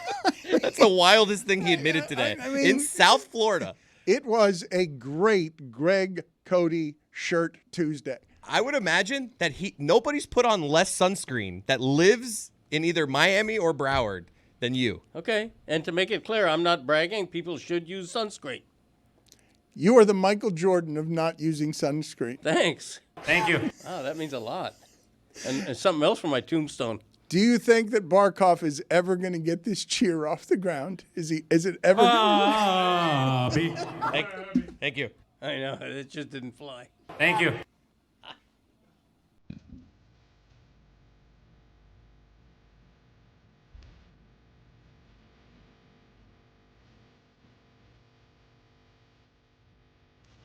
All right, it's time for Against the Spread. I got to give you my greatest professional regret before we get out of here. Oh, snap. Okay. It's presented by DraftKings. DraftKings, the crown is yours. Chris. I have a rule in life. It's always bet against Trevor Rogers. Pitcher for the Orioles, the Marlins traded him. The Marlins got a really good prospect for Trevor Rogers. I have no idea what the Orioles were doing acquiring Trevor Rogers. He is facing the Rangers tonight against Patrick Corbin. You got to go bet against Trevor Rogers. We are taking the Rangers plus 1.5 against the spread. Go ahead, Dan. That's it? We're just doing one? Yes, just one game today. Okay. You bet against Trevor Rogers. It's the only action you need. That's a bet I've enjoyed making over the last few years. He's just a solid ERA of more than 5. We got one of their best prospects for him. What were they thinking? It was a bit confusing. It's just a tall person who throws from that side. They'll just grab him and try and make him a baseball player. Juju is here, and I want to get to this in a second. But first, I want to get to the back and forth that David Samson had with Andrew McCutchen. Andrew McCutchen is the left fielder. He's playing left field now for the Pirates, correct? You're wearing a Pirates hat back there, Chris. I'm sure you can name all of the Pirates after Skeens, right? Skeens, McCutchen, and then boys. Yes. So he had a back and forth with David Samson, and for some reason, David Samson was questioning McCutchen's sources, and McCutchen then questioned David Samson's sources. What are you laughing about, Cody? Just, I can't wait to hear this because it's ridiculous getting into a back and forth like that with an athlete, David Samson. Okay, so let's watch here. Let's look at what we have here, this screenshot of McCutchen and Samson going back and forth at each other. McCutchen says, my source stinks, David. What a laughable thing to say when my source is the commissioner of Major League Baseball. And I have 27 witnesses to back that up. So stick to your little channel, and do this. And then he shows The Rock telling him to know your role and keep your mouth shut. What are you laughing about, Chris? Oh, good for him, says Juju. And look at big Pirates fan Chris Cody has never cared more about the Pirates than he does right now because he's going after David Samson. McCutchen, you like that he hit him with Lil Show? Lil Channel, just very dismissive. That's our Lil Channel. He's making fun of our Lil Channel. Thank you. He's got his own channel. I know, but he's just making fun of little channels everywhere. Why wouldn't you want to stand up for little channels? Is there a difference between a little channel and a little channel? The way I was pronouncing it, I was just giving you the L-I-L apostrophe. The little channel is more lovable. Put it on the poll, please, Juju, at Le Batard Show. Is the Lil Channel more lovable? What did you have for us on Kevin Durant, Juju? And it's nice to see you, sir. Nice to see you as well. Well, good for McCutchen, man. A lie make it halfway around the world before the truth even gets out of bed. So, yeah, stand up for yourself, brother. But, yeah, I think that the Rockets got exactly what they needed in Kevin Durant, bro. Like, last playoffs, they lost playoff games because they didn't have a scorer, a go-to scorer. One of the games they had Alperen Sengun with the game on the line going up against Draymond. he got stonewalled against Draymond, and Draymond flexed on him and all of that. If they had anybody to pass it to or just a go-to scorer, they would have been in better shape. And Jalen Green came up so short this playoffs, reminded us that he may not be what they exactly need in Houston either. So I think it's a wonderful trade for Houston Rockets. Juju, you are correct about that because they didn't give up any of their actual great young assets. And you're absolutely right that they got the thing they absolutely need and the thing they were taught they needed by Jimmy Butler and Steph Curry. Like, you need one of these on your side if you're going to get past what remains of the old, fighting champions in that conference.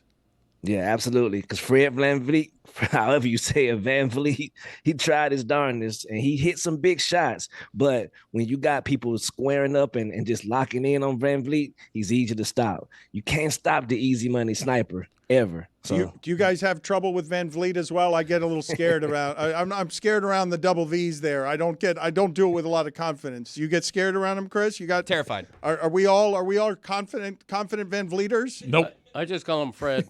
Okay, Fred. Freddie. Fred is the that would be a funny way to analyze that. To just say, the Rockets came up short because of Fred last year. Yeah. Like Fred Mitchell. Just Fred. What happened? Well, they were going up against Jimmy Butler and Steph Curry, and they had a guy named Fred. Right, like soccer players. They should just say Fred on the back of his jersey. Has there been a great Fred at sports? McGriff. World Series champion. Yeah. You got me. Yeah, not many others, though.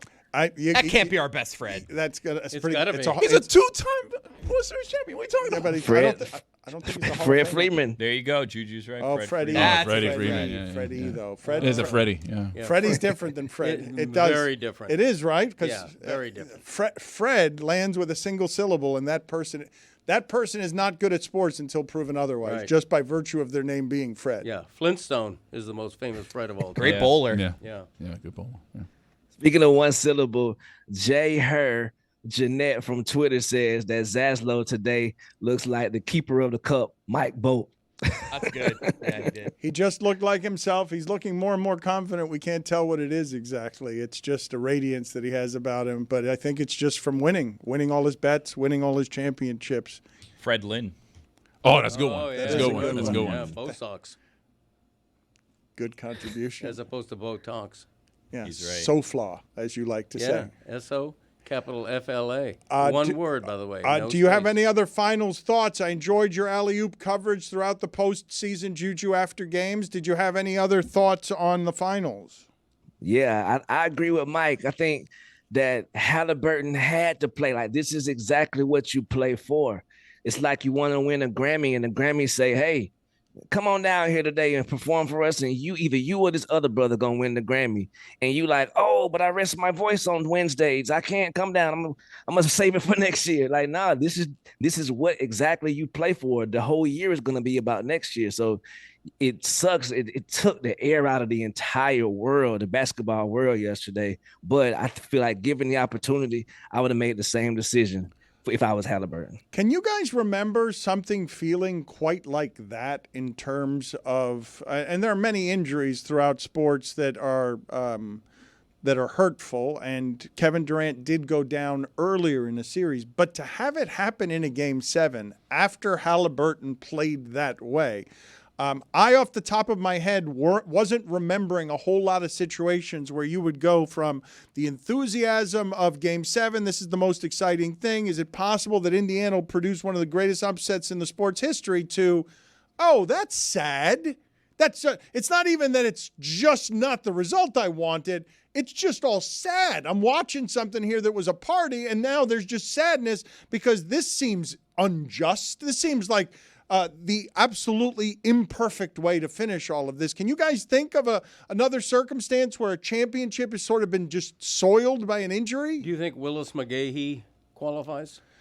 I mean, that game was so crazy special that people remember it, even though that happened early in the game, and we saw that his career was going to be impacted in the pros. But I'm more talking about you just are deflated on two fronts. You're feeling sadness for a human being, and you're also getting the anticlimax of now Indiana doesn't have any chance. This is my interest in this game is something that is no longer what it was 5 minutes ago. Yeah, I think it's as sad as it was. Oh, sorry, big bro. You go ahead, big brother. but I was just going to mention, after he went out, they played very well the rest of that first half, right? Yeah. I Yes, mean, sir. At halftime, you're thinking to yourself, all right, this could be the miracle where Indiana loses its best player and still makes a game of this. I mean, at halftime, I think you still had the feeling that, wow, they're gonna win one for Haliburton. This could be a spectacular finish to a final. Right. They were up at the half. And as sad as it was, Miles Turner, 6 points. Ugh, the Aaron Neesmith. the last two games Right. of Miles Turner, man. Aaron Neesmith, 3 points. Obi Toppin, 0 points. Sorry, excuse me. Fine. Ben Shepherd, 0 points. Siakam, 13 field goal attempts. Like 6 points in the second half. When your star goes down, you got to come together as a squad and be like, all right, y'all, Dan is sick today.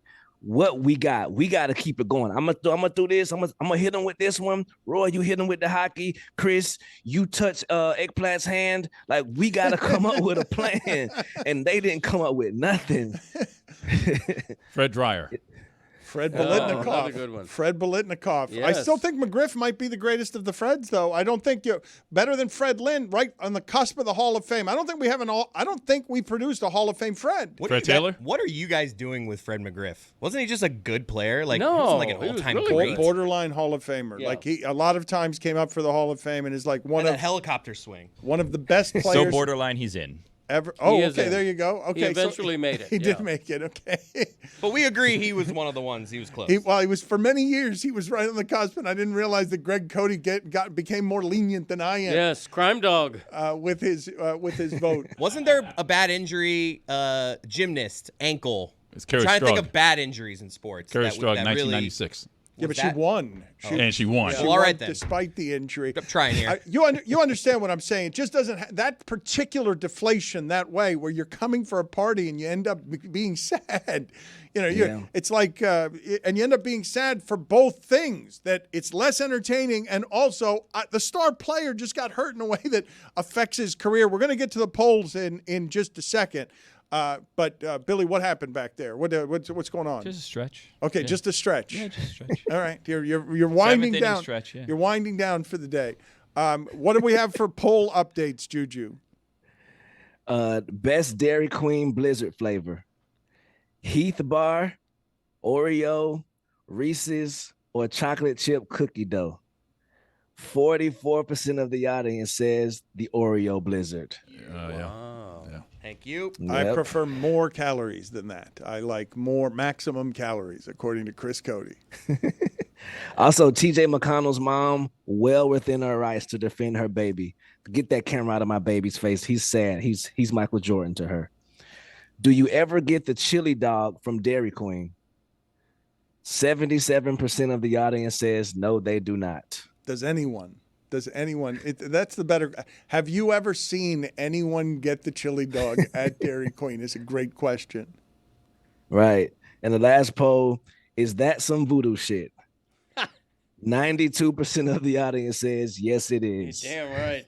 That is some voodoo shit. My greatest professional regret is the art of conversation. Thank you. They ruined it.